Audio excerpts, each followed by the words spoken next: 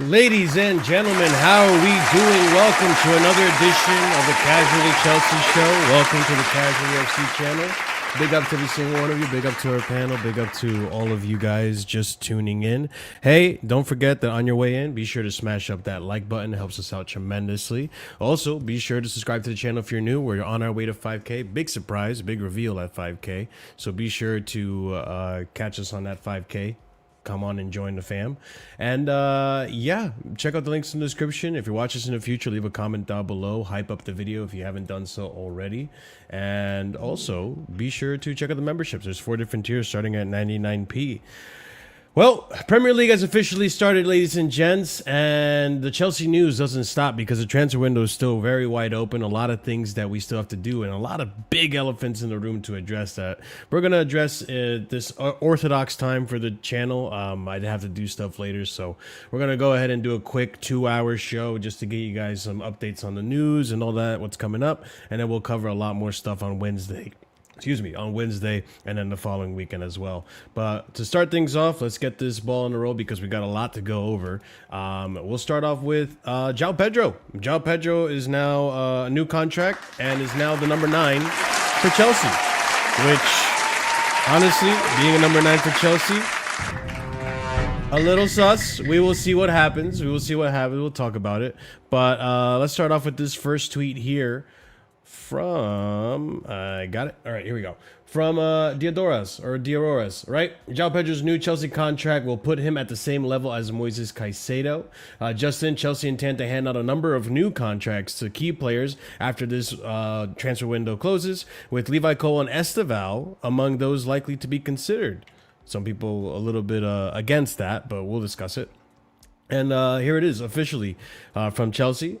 Official, Joao Pedro signs a new contract. Joao Pedro had the following to say: "I'm very happy to sign a new contract with Chelsea. I always dreamed of playing for a big club, and it means a lot to me to give my long-term commitment to this club. Chelsea has a long tradition of winning, and it has big ambitions for the future.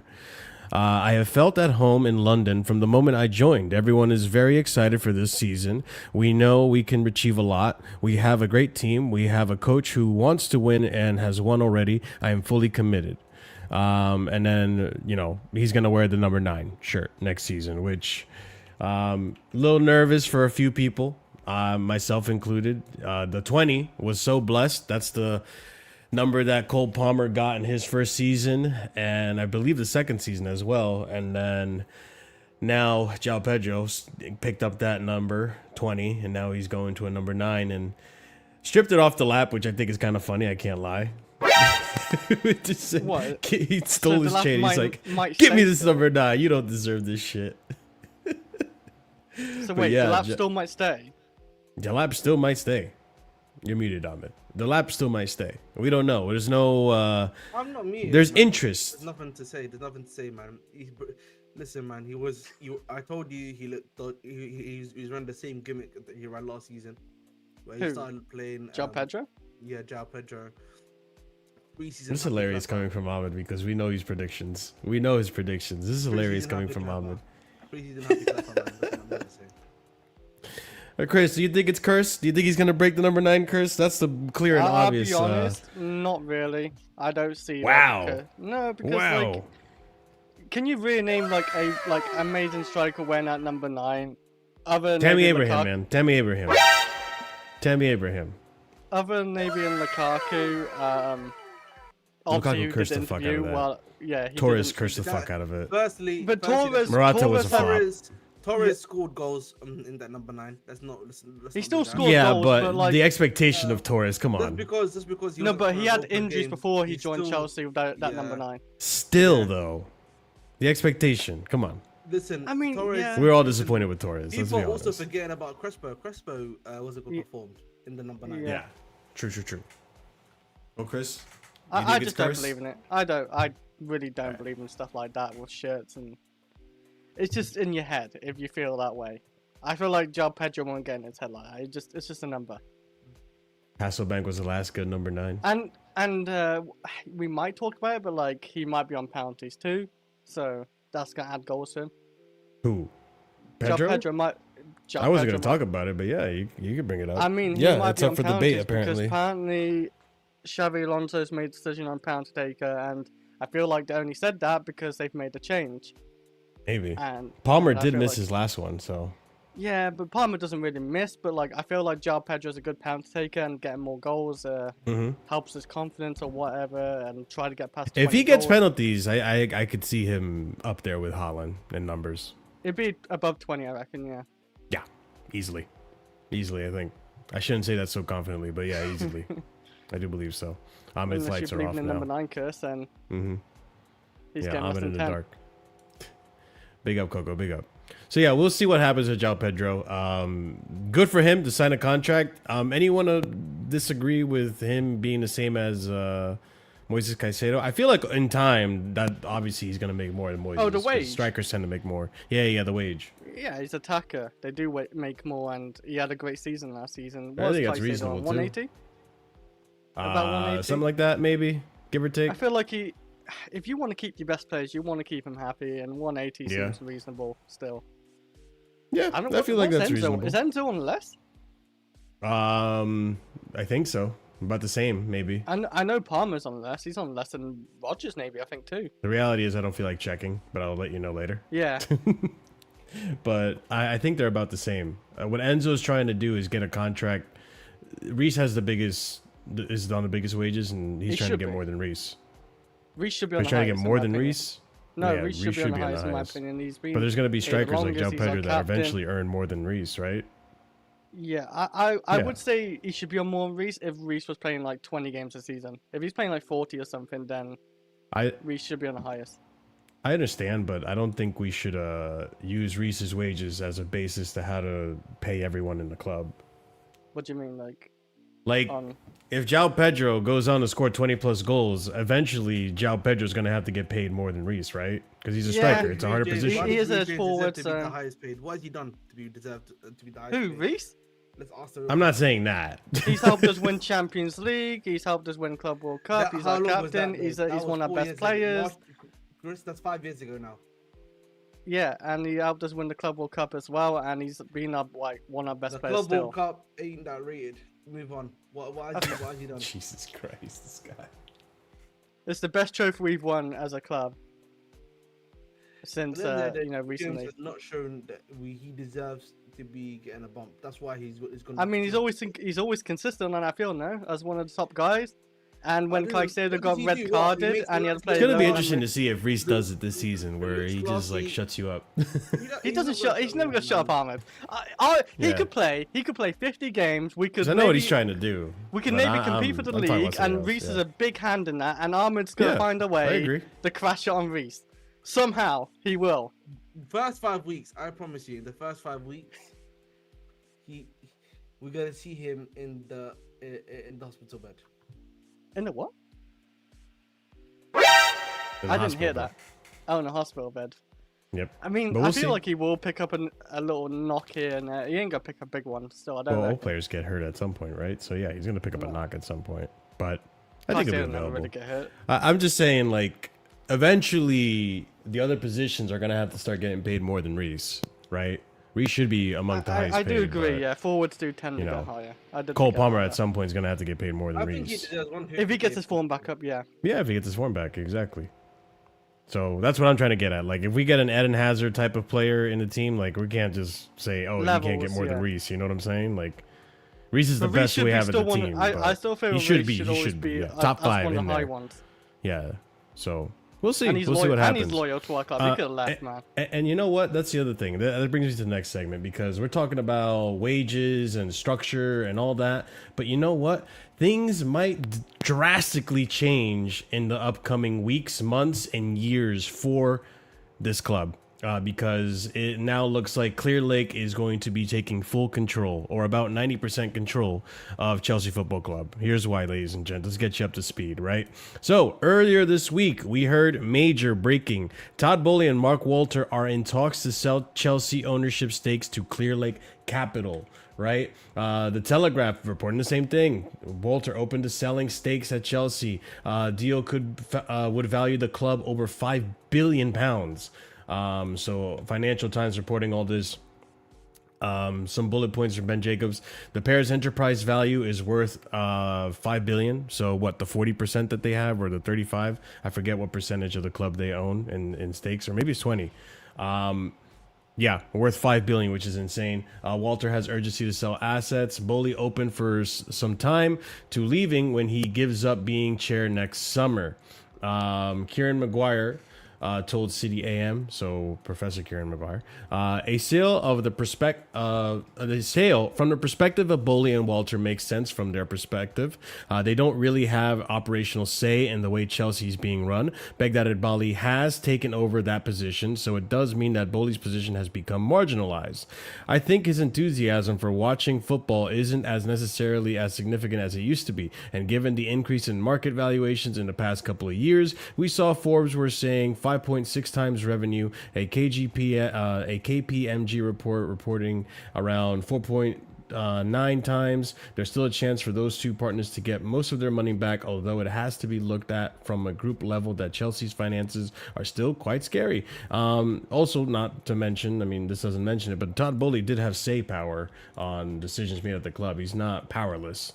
The Ben Jacobson saying all parties would ideally like to build a new stadium at Earls Court, but Earls Court Development Company has proceeded with their own development plans, which don't include football stadium. With funding and permissions ongoing on that front, Chelsea must explore other options, including building on Stamford Bridge site, renovating the existing stadium, or finding a new site. So all clubs, all parties, like Boehly, whoever, wanted the new stadium at Earls Court, but didn't work out. I don't know why. We'll find out.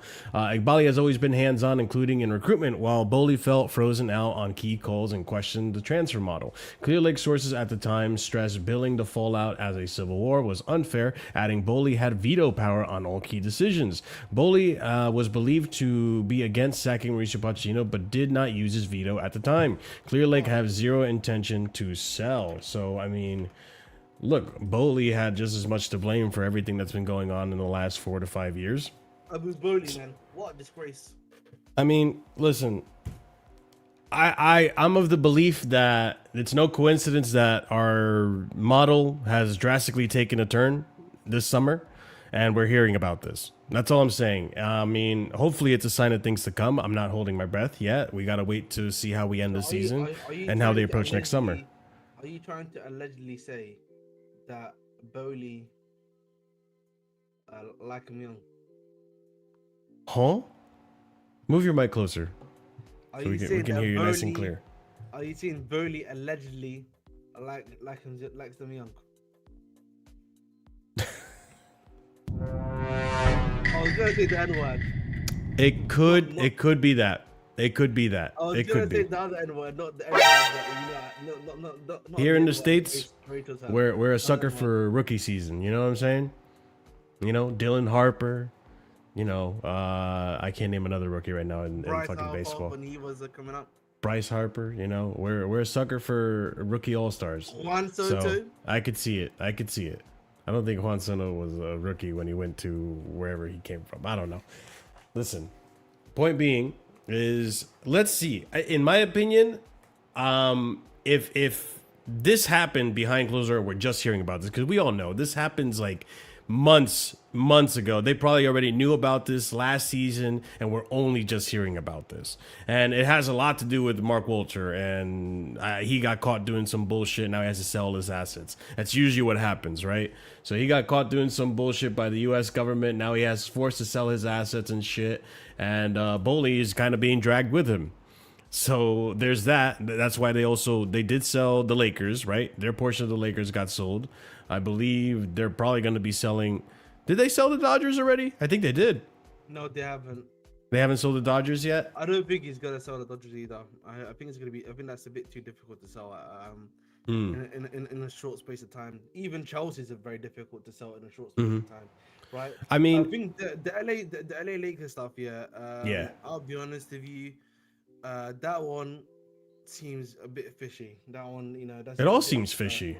That one seems like Donald Trump's got his, the US government's got its all of its force around that one. Like, if you actually read about how fast that still happened, guys, that's how quickly it happened. I'm gonna be honest. He got his the other hands ones- dirty and he got caught. Again, I'll be honest.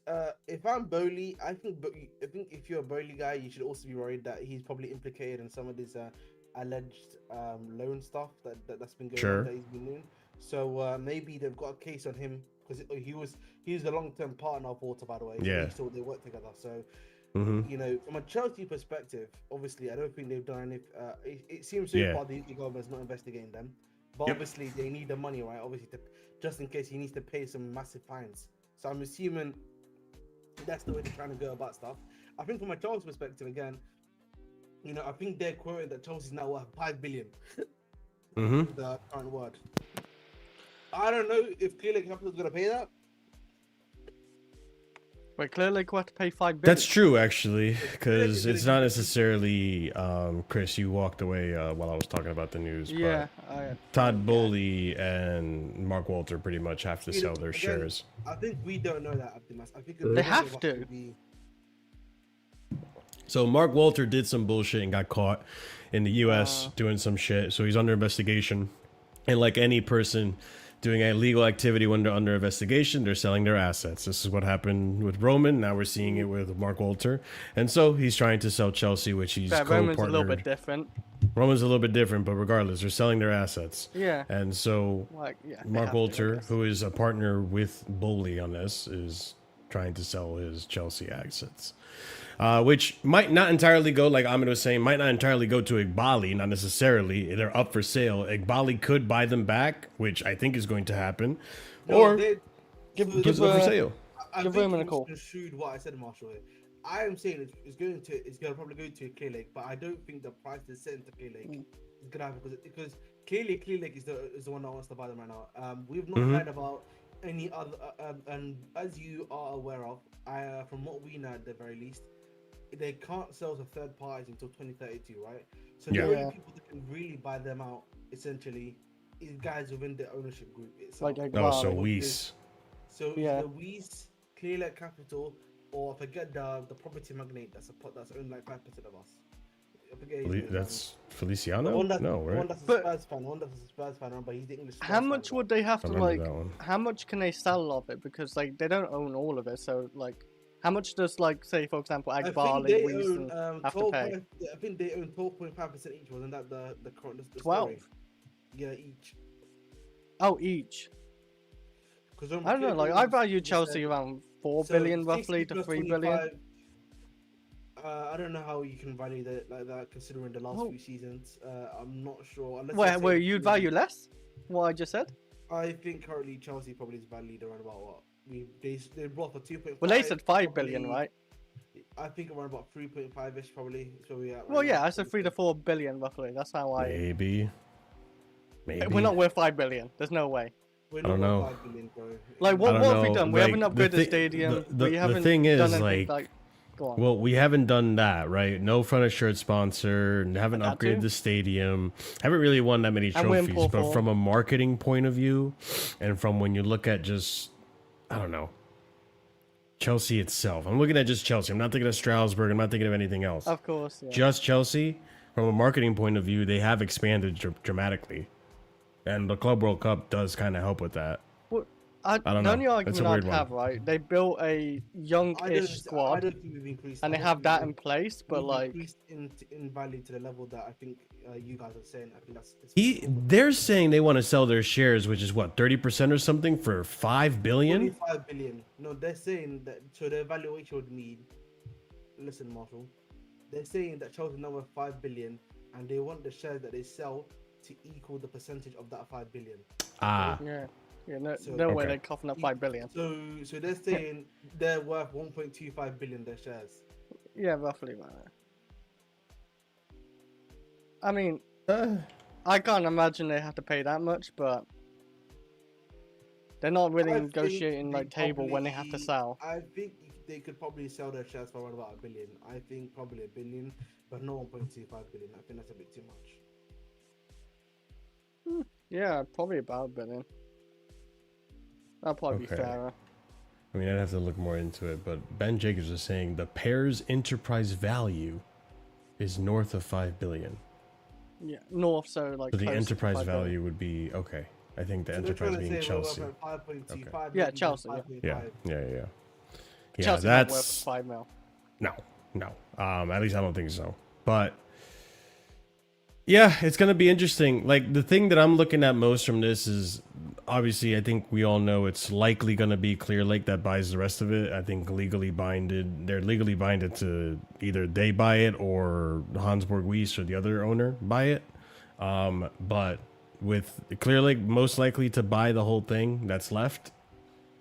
Maybe, and I'm hopeful about this, but I'm gonna wait until the end of this season and seeing how the next summer goes to make any judgment on this. But seeing how this window's gone so far, seeing how we've shifted to a manager now who's in charge of everything, he's calling the shots, and Boehly's been the one doing all the negotiating and buying all these players and all this. We've heard very little from what's his face, those guys who Voldemort's, both of them.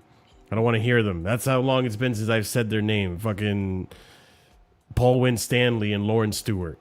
Jesus, they've been deleted from my brain this summer because we've heard nothing from them. Hopefully, this is a sign of things to come, and maybe we could start being run like an actual club, like an actual well-ran club, where we invest in the youth, but we also invest in the first team. We back the manager, and maybe we can get results and win trophies again. Because the way we were doing business last season, no.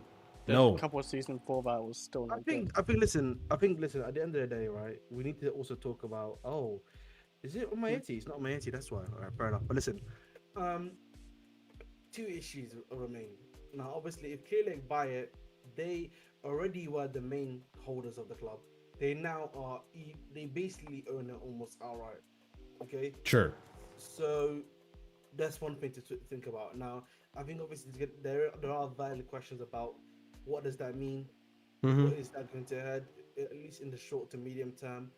Again, I always say short to medium term because we don't know what's going to happen at 2032, because that's really when, we're going to see what's going to happen really realistically. Unless, like, Clearly get found out for being like a super Ponzi scheme. Hopefully not, but okay. You know what I'm saying? Or like, if there's like an economic collapse that you never know might be happening soon. The economic collapse might be very away from us soon. My gain is a bit short. I won't click my gain. But like at the end of the day, fundamentally, what there's positives and possibly negatives. Like again, maybe 2032 Stamford Bridge is still 40k seats for some people. Yeah. Maybe we still lack a sponsorship, which I would love to talk about today, but I don't have the time. I know you don't have the time, but yeah. We did apparently hire someone new for the sponsorship gig. So I hope that means something. We have to hire someone to get a sponsor? This is the thing. Like, this is ridiculous. So yeah, apparently a new person was hired to do the sponsorship. So hopefully that means something. We'll talk about it next time. But like, again, I'm hopeful, and I'm not holding my breath, chat, that maybe this is a sign of things to come. Maybe it was the input of Mark Walter and Boehly that was doing this whole youth-led project and doing everything through the directors, that they were from Brighton. Brighton looks maybe that's coming from them. And Boehly said, you know what? I'm just going to hire a manager. I'm going to go get the negotiating done. I hope that's the case. We don't know. We're going to have to see in time. Mark, that's not true though. I don't want to take too much time on this, but the unfortunate reality. He thinks we can hear you. We can't hear you, man. We can Sorry. hear. The only thing we heard is like, unfortunately, it's not true. That's it. Yeah, unfortunately, Marshall, that is not true because we all know that it's been rumored consistently or spoken consistently. Like Boehly, he loves the data. He loves the way Brighton is run. Okay, but I think the reason why we're not doing it anymore is clearly is not because he's been trying to do it for the last few years. I think it's quite clear, at least in my eyes, that he's realized that he can't do that on the level that he's trying to do it at now. That's all it comes We down still to. bought a Bayern player this season. You think he's gone to enough games this last season and got slandered so many times to the point where, like, you know what? I'm just gonna do it the way they want to do it and see if you have to fucking figure it out from there. No, I think he's been trying it for the last few years. Yeah. He's been trying it for the last few years, and it's clear that it's not worked for us. I think, Sure. and I say this often, I think the Brighton and RB Leipzig model for like other teams can work, but for me, it takes a lot of time. You need at least the first 11 to be working first before you can start trying to do these sort of things, where it can then become like a machine. That's what I've always said, Robert. Remember? You know what it is? Do you And actually I'll think say it's it not now. worked? Because Well, It that's what was, I'm getting at, it's- Chris. That's what I'm getting at. I think Okay. we did it backwards, where That's what I'm we saying, invested yeah. so much in the youngsters first instead of the first team. And Yes. slowly but surely, we've been fixing the first team. And this season, this window's been the one where, like, all right, we're definitely going to fix the first team. We have a lot of players to sell, a lot of junk. You can only do. And we're making money. I remember the first year when they were talking about the RB Leipzig model. I was like, it's all well Mm-hmm. and good trying to do the RB Leipzig model, but you have to be able to make sure your first 11 is certified and can get you titles or can compete Yeah. for titles, so that you can do all this other stuff. You can have a Strasbourg where you're trying to build the next generation, whatever you want to call it, of these players, and then you can sell them on or add them to the team. That's Yeah. the way it should have been. The problem obviously was that they were trying to go full youth model, everything youth straight away. And they were trying to take it to the extreme. And as I always say, sometimes extreme. in football, you can't go too extreme. You know what I mean? You can't be a terrorist sometimes. All they did was Sometimes- just look at how they could make the most profit possible. And it made sense. Like, okay, you're going to go for youngsters that you can resell, right? You're not going to go for the older heads, the more experienced people, because they got 1 or 2 seasons and then they maybe go on a free. You can't get much resale value out of it. And so you saw all the influx of youngsters that came in through Chelsea in the last 4 seasons. Some of them good, some of them shit. Some of them budget ones like Liam Delap or Garnacho that just turned out to be horrible signings. But no investment into the current team. I know people don't like me saying this, but Delap at the time, and I will repeat this again, he was a good signing if you had brought in a proper number 9. Now, Joao Pedro, unfortunately, I know a lot of people are gonna. This is gonna be another controversial take. When he brought him at the time, was not a proper number 9. He wasn't. No, he wasn't. certified. He wasn't. You know, what I mean, he didn't have the the 5-star seal of approval. That's Okay? 100% true. Yep. Right, and so that is why there was a fundamental issue of that. Does that make sense, Marshall? Yeah. Because and then also the other problem was that unfortunately you also have Enzo Maresca there, who I just don't think works well with youth players, man. I don't think he works that well with youth players. I think that's the best. I way to mean, put it. you're not wrong, but there was no way of knowing that until he joined the club, right? And he Of had course, his yeah. first real gig at Chelsea. You know, he was unpredictable. I remember the season he came in, we all said we don't know what to expect. I don't expect much because he's a championship manager. He won the championship and he got an instant promotion. So we were banking on luck, and it worked out for us. But obviously now we know, and we're seeing what we're seeing. So it's gonna be interesting to see how this goes. But at the end of the season, no matter what happens, no excuses. It's all on Clear Lake. It's all on Clear Lake's hands. You can't blame Todd Boehly. You can't blame Mark Walter. It's all Clear Lake. 90% ownership, essentially, with this all being said and done. It's not done, but like when it is all said and done, if it ends up that way. But we'll see.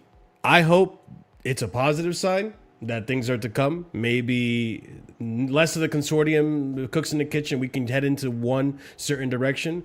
But time will tell, because if next summer we revert back to, I see, Garnacho is going on the cheap or someone else who's horrible, like, doing deals like United have been doing this transfer window, going for youngsters again, up and coming promising players that don't add to the first team, and we need holes to fix. If we go back to that, then we're fucked. There's nothing that could happen until Boehly leaves. The alternative, we continue doing what we're doing. We have a good season, and we build off of that season. We'll see. Time will tell. But let's be optimistic and hope for the best, but expect the worst. But let's move on, because more maybe not so optimistic news for some people who are local. But yeah, so UCL Knights are returning to the bridge this season, but not with Chelsea. Go buy some tickets, Ahmed. Yeah, Ahmed's gonna go to the first inauguration of the UCL home. Be like, oh, why are you UCL. on to me, It Ahmed? might be 20. Why am I on to you, Chris? Why are you on to me, Ahmed? Yeah, give it- It goes both ways, He man. doesn't It goes want both. to his own club. He doesn't want to his own club. That's that to me. Come on, bro. You're gonna buy some tickits? You're gonna go see It'd be 20. Shakhtar It'd be play on at cheap, home? you know. You don't like the expensive. I absolutely, on principle, listen, on principle, refuse this. You know there's gonna be Chelsea fans going, right? You know that. You know the reason why we're doing this is because we don't have a franchise sponsor, right? This is like this Yes. is some of the stuff that really We could. try to There's a part of me that sacrifice. thinks Ahmed, we'd still do it even if we had a front of shirt sponsor. No. I actually don't think you could do it, bro. I do agree with This is Ahmed. a I think bad there's a look, big man. reason why We're doing greedy, this. man. We're greedy. Bro, this is genuinely Could be. like I don't care what anyone says.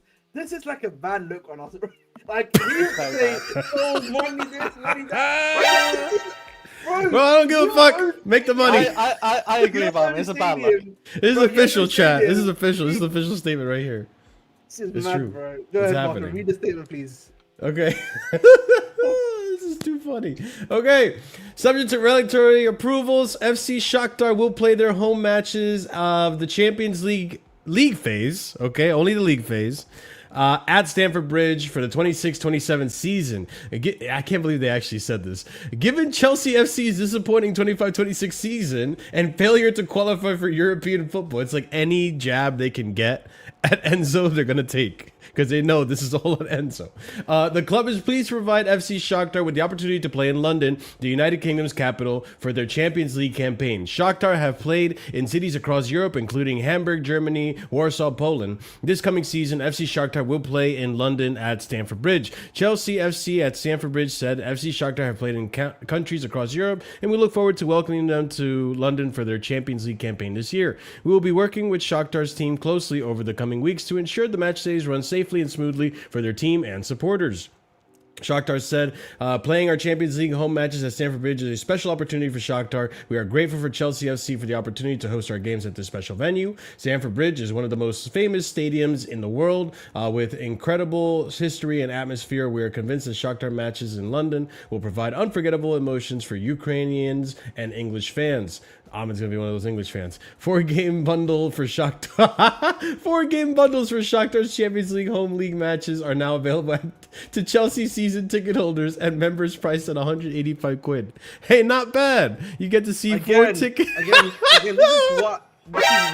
Listen, Yes. I need you guys to understand. Yeah, let's just do. I some might quick come maths watch. here. I might do some click to purchase Listen, right here. This is, it's around about. That is around about. I think like 50-ish pound. No, it's like 42-ish pounds.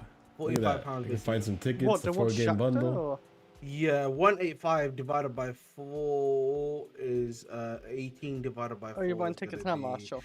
Yeah, man, I'm gonna It's go be see like around about Shakhtar. £45 basically, guys. It's gonna be around about Proper £45. Shakhtar.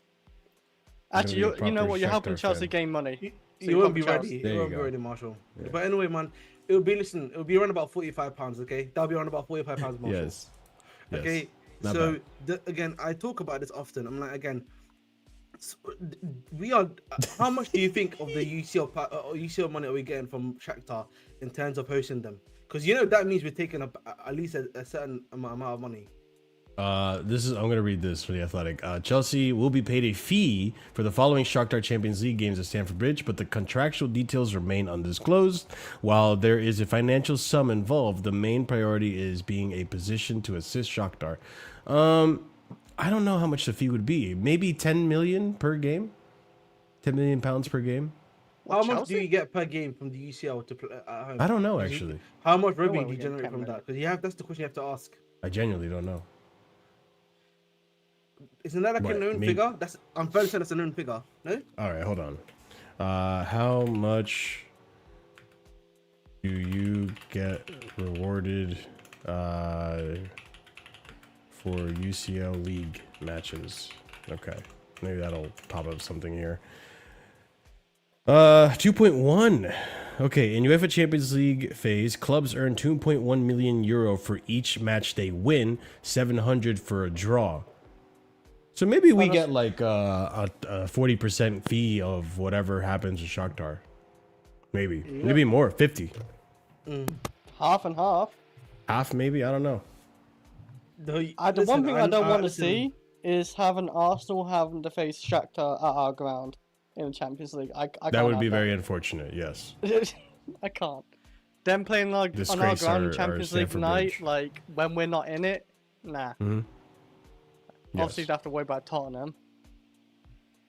Yeah, I mean, listen, financially, it hurts not being in the UCL. It hurts not being in Europe. The team couldn't step up on the last day to just get a draw to get Europe. And it is what it is. We're better off this way because now we don't have the UEFA constrictions, right, to not get players like Morgan Rogers and all that. And we just go at it stronger next season. Rogers, surely. Probably not with restrictions we're I feel like to. we do have to sell a bit more, and hopefully. I mean, we're selling a lot. We're on course to sell another minimum 100 mil in players. Yeah, hopefully next season we can still sell another 100 or so. Every day we're talking about money. Hey, profit. Yeah, man, Profit's that's important, man. You know what, man? I feel like, man. You know, like when you watch the NBA, like I sometimes when I watch the NBA, it's the off-season period, and you're in like either free agency or like trades, and then we're talking about how much are we under the cap, the CBA. I feel like we've become like that, bro. We start analyzing. Is that like the vet minimum? We're gonna start getting talk about vet minimum. You know what I mean? That's where we're at. Like, bro, what's the vet minimum now these days? What's the vet minimum in the Premier League? What, 50K a week? We're fucked, man. We're cooked. Oh my lord, bro. That really hurt. That's why I think Boehly is saying, "Oh no, it's either no." Honestly, real talk. It's this season or bust. It's this season or bust. After this season, if we're not back in Europe, if we're unsuccessful, oh my God, the amount of havoc I'm expecting to be wreaked is going to be a lot. People are going to be pissed. I agree. I will be very disappointed and pissed at the same time if we don't get top 4. Chris will even go to the protest. I'm gonna be honest, man. We need a good start this season. I mean, we do. I think we made good signings. Pressure's on tomorrow, yeah. I think we've made good signings. I feel like all the other teams, man. It's clear that these guys aren't good enough. What? We have to be good. I'll even go to a protest if we don't fucking succeed this season. I'll do it. I feel I don't know what it is. Like if we don't get top 4, I don't know what it is because I think we've had a good transfer. We brought in Rogers, who can get GA. We brought in Palestra, who looks good. Obviously, defender of the year, young player of the year in Serie A. Lacroix, 50 million. Like that's another good sign in my opinion. It's a bit of a tricky one because like. I'd rather Colwell in the central, but you can't put Lacroix on the left, can you? So, but I think we've had generally one of the better transfers this window. No. You would say like Arsenal's had a good one, but I think we've had better than City's. I think you're misconstruing what Mark was saying, or even what I'm saying. I think for me, the way I look at the season, we just have to really win and compete. That's the best way to look at it, bro. I'm going to be honest. If I look at the rest of the teams, United, shit. Liverpool, shit. Man City, Tottenham. I'm so serious. Enzo is actually going to be killed. Man City got away with one today. Yeah, I still think they get top 4. The king of self-sabotage. Okay, that's 3 of them. Who's the other one I'm missing about? Tottenham. City, Tottenham. Well, we don't expect anything with Tottenham anymore. Goodness gracious me, bro. Goodness gracious me. That's the only good top 6 I am so serious when I say. I am so serious when I say. We just need to be consistent enough and win our games on a consistent basis. And we are EA in the game, bro. Generally. I think so. Yeah. Consistency is going to be key for us, for sure. Alonso, mate, you got 1 game a week, brother. And even December, when it's only 2 games, you should be able to handle it. Exactly. I mean, this week, it's not going to be 1 game a week.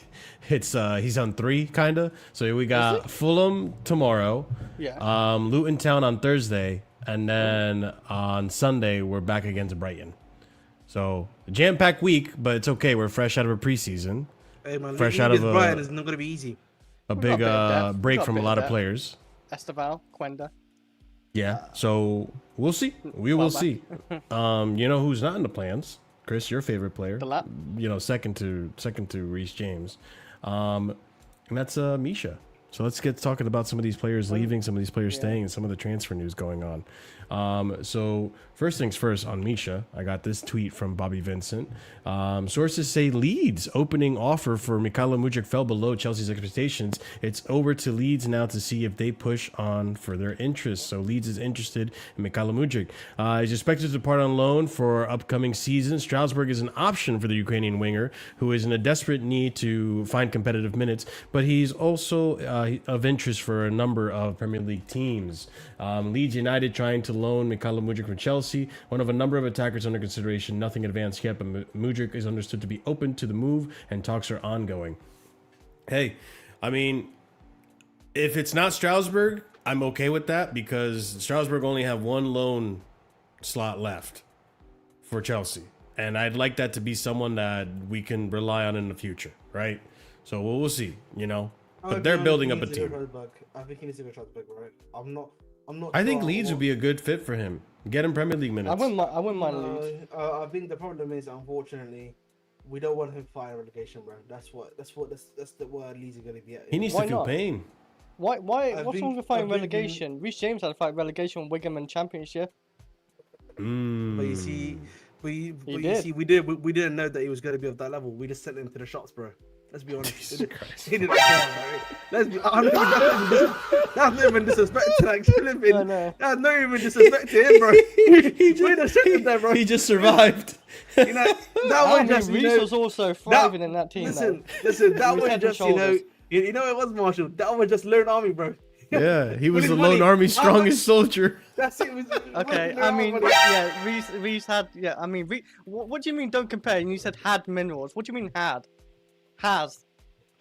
No, I think he's. I think fucking minerals, bruv. Is right, man. He had minerals, and he used to do the chest trap with a bit more beefier and a bit more muscle mass. These days, man, lean muscle Reece. He's not it, man. He's not it, man. You're about to say something wild. Is he anorexic? You were about to say the most wild shit. Lean what? Lean muscle. That's what I said. I was gonna say that the one that usually. So he's became Reece to obese to anorexic Reece. Now you're saying. Anorexic Reece. Wow. You know what's crazy, man? Reece James gets bullied now physically, bro. They actually like. When does he get bullied? No, they actually really get bullied. Bro, he gets. At the World Cup, he did get bullied a little bit. Listen, man, they can do shoulder on him now, man. They never used to be able to do shoulder on Reece, bro. They used to bounce off of him. Which game? Now they can go shoulder to shoulder, bro. Look what happened to my demon, bro. Look at my demon, bro. Look what happened to him.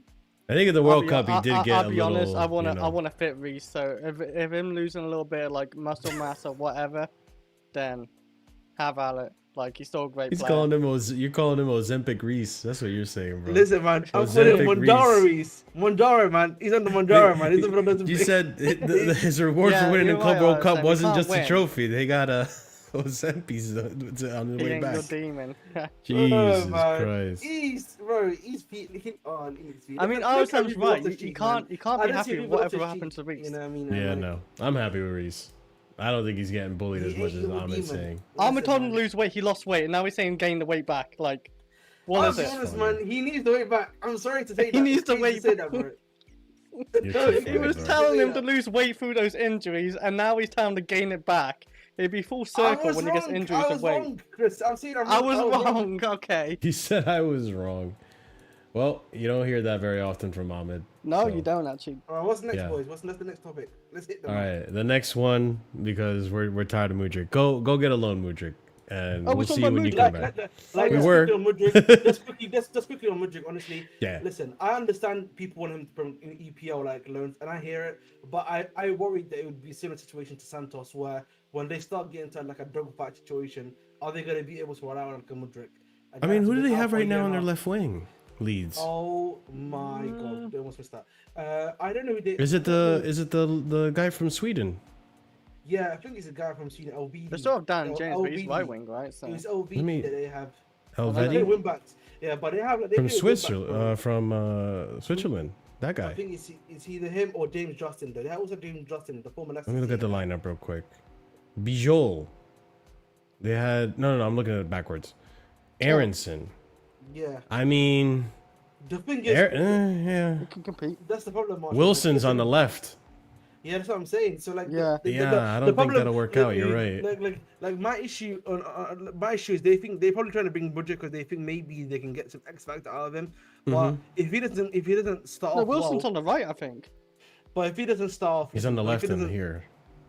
Either way, normally but I don't right-sided. think it matters. He's on the left or right. I thought, to be honest, but if he doesn't have like, a good performance or two, they're not going to be like, oh, we need to keep playing him. They also just got Emegha. Yes. So like Daniel I'm just James like, is here. Like, yeah, damn. like I just feel like, again, guys, listen, I won the EPL minutes. I hear you, boys, but we need to also look at the squad. We need to look at their squad. Yeah. He's going to get the necessary minutes, etc., etc. I don't think he gets minutes at Leeds, honestly. He's and gonna I'll be honest, man. Right. Strasbourg is just listen. Strasbourg, as I said to before, while he was on his alleged drugs, at the time. Listen, that was the best place for him to go. He can improve his football. I think it would be much better for that to happen in a place where it's silent and no one's putting eyes on him too.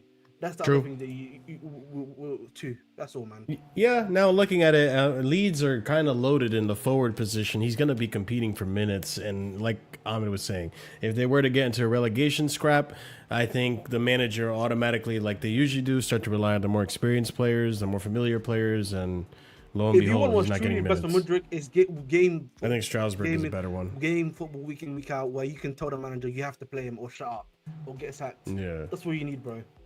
Fair enough. I mean, in another team, another position that we have to discuss, we have some updates, and I can't believe how much updates there are in regards to this. Enzo Fernandez.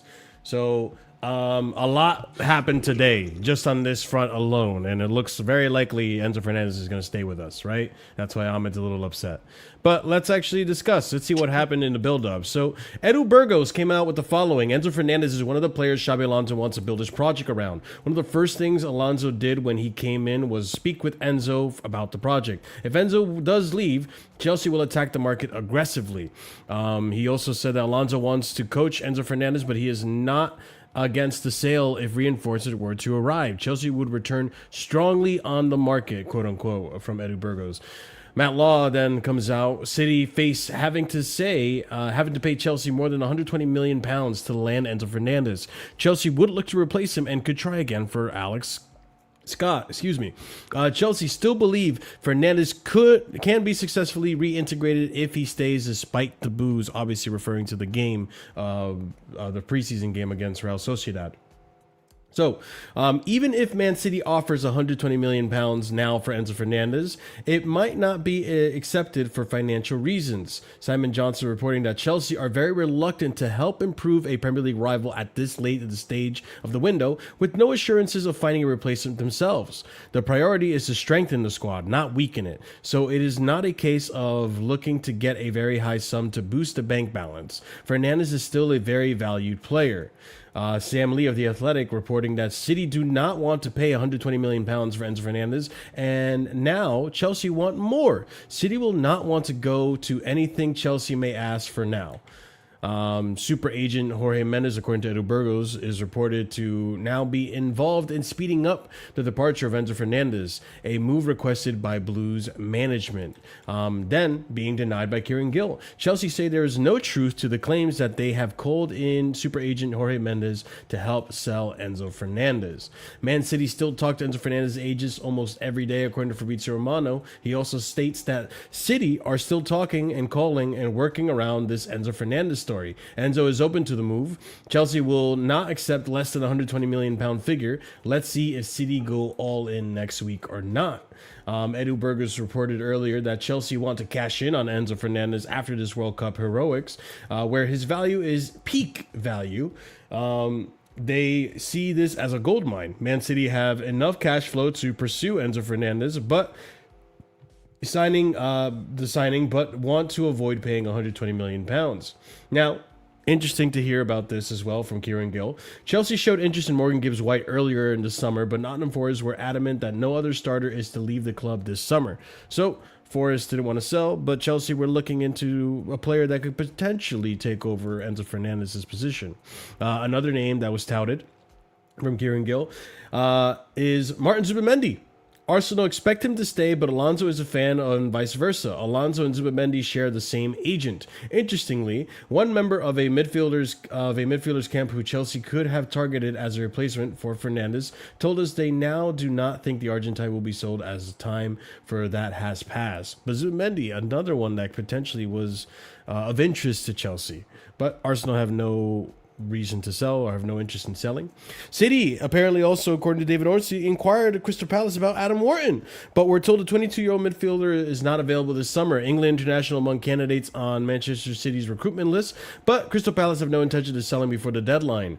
Also, Ed Aaron's reporting that Crystal Palace would demand a sizable fee to consider selling Adam Wharton. Chelsea have shown interest in Wharton in the past and are said to be monitoring a situation should City make a bid for Enzo Fernandez.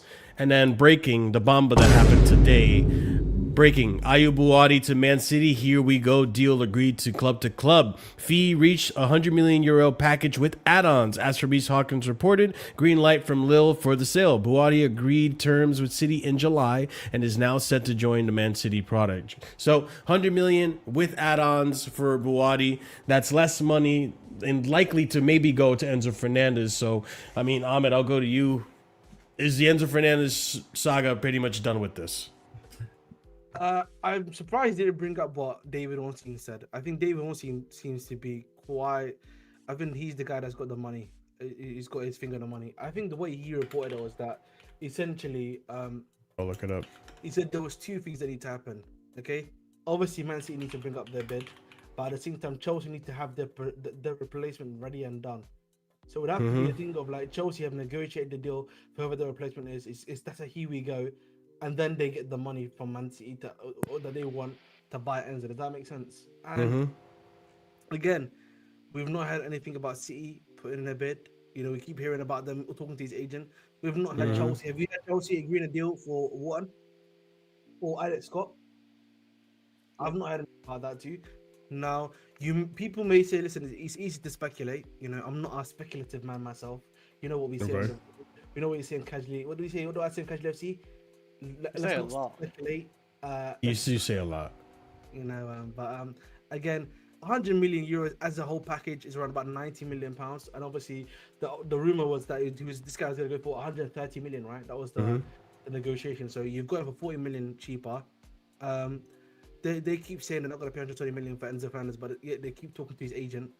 I don't know why you keep talking to his agent. Why are you not talking to the club? What's the agent going to do?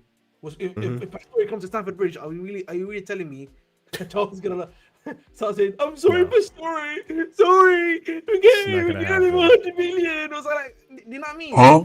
Yeah. Like, do you know what I'm saying? Like, I don't understand where this logic comes from. Like, you know, well and good talking to Pastore. What's Pastore going to do? This guy one of the worst PSG sporting directors of all time. Okay, I would know. Okay, this guy used to fight his managers all the time. Okay, because the managers would be like, "Can you stop fucking up the negotiations for some of these players, please?" Okay, he was a known guy that used to do that quite often. At the end of the day, fundamentally, if Enzo is going to go, I would have thought we would have had negotiations happen by now. Unless these guys are about to put in like a really massive bid, because obviously I don't know if you saw Elliot Anderson is injured now too. Then is he actually hurt? Yeah, he got injured. Is it big injury? I don't know where it is, but he's injured. I feel like that should be their problem, not ours. I'll be honest though. Again, I know. Like I don't want to see. If they want to buy Enzo, if they want to buy Enzo, I think this is what Ahmed was talking about. The price, the brick has gone up. No, it really should. I don't want to see Chelsea let him go for 150 less now. Like, it's getting to the last stage of the week. I agree. And if we lose him, our midfield could be a bit in trouble, I would say. Because I don't know who would get. Could we get Scott? I think Can he fill in the role? I'm going to be honest with you. I already know. I genuinely think it's going to be Scott that we're going to bring in, by the way, guys. I'm just going to tell you. Do you think Enzo's going now? I think at this rate, I would say it's a coin toss, Chris. Okay, so I know what a coin toss is. But yeah, I can't see Enzo leaving at this point in the stage, because I don't think City's got offered like even 140. If they offered like 140, 150, he might, like you said, coin toss maybe.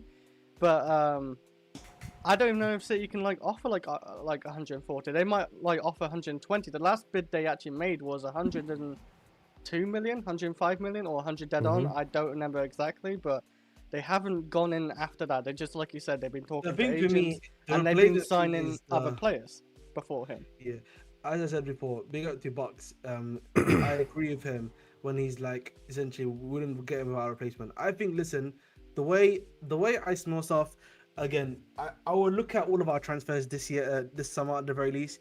Yeah, it's been very up in front and direct, right? They've been making the deals happen and they've been very quiet with the way they've been making deals happen, at least this year.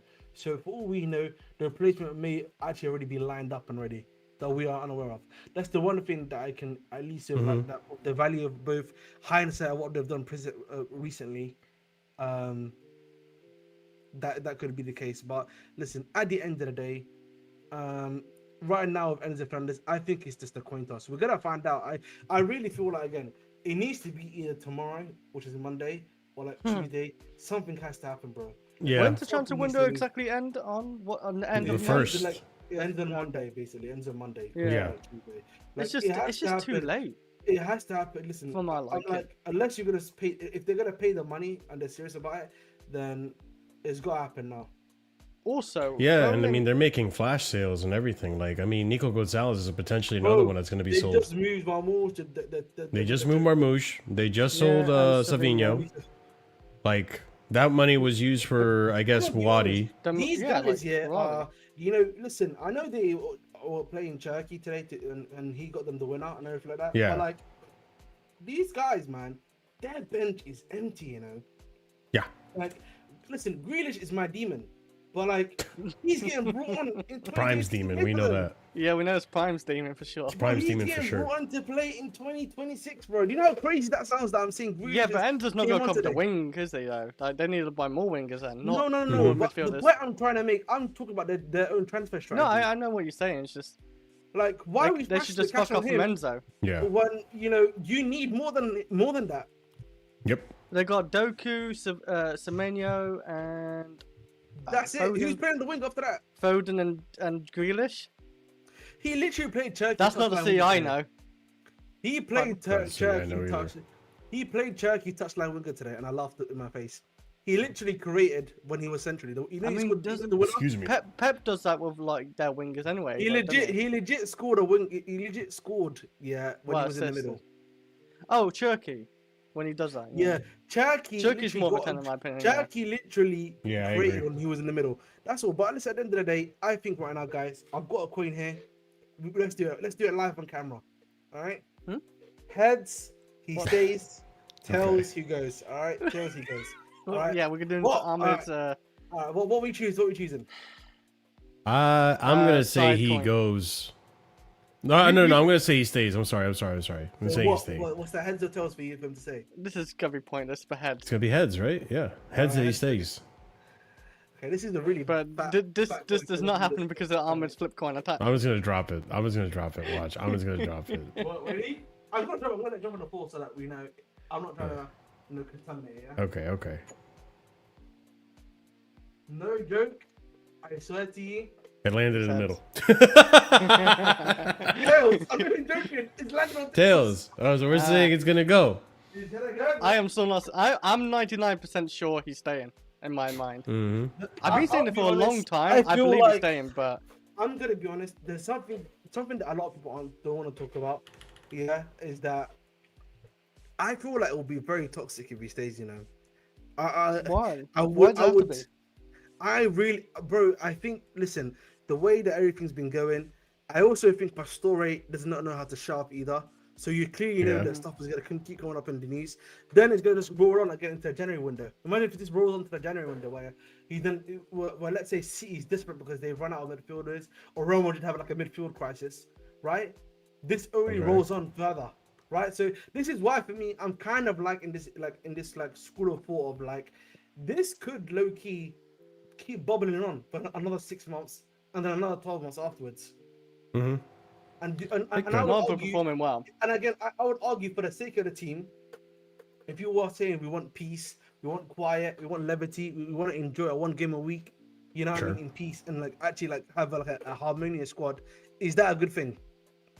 I mean, I think he's been professional in this, despite I see where you're coming from, and again, I don't want him leading my team anymore because of just how last season went, and I feel like people are in denial about this, but I feel like I noticed a drop in performances when there was nothing on the line, when there was no cup on the line or nothing From to play him? for in the league from Enzo Fernandez, I felt like and he then was- when the cups were on, when we were in the FA Cup, and he would step up.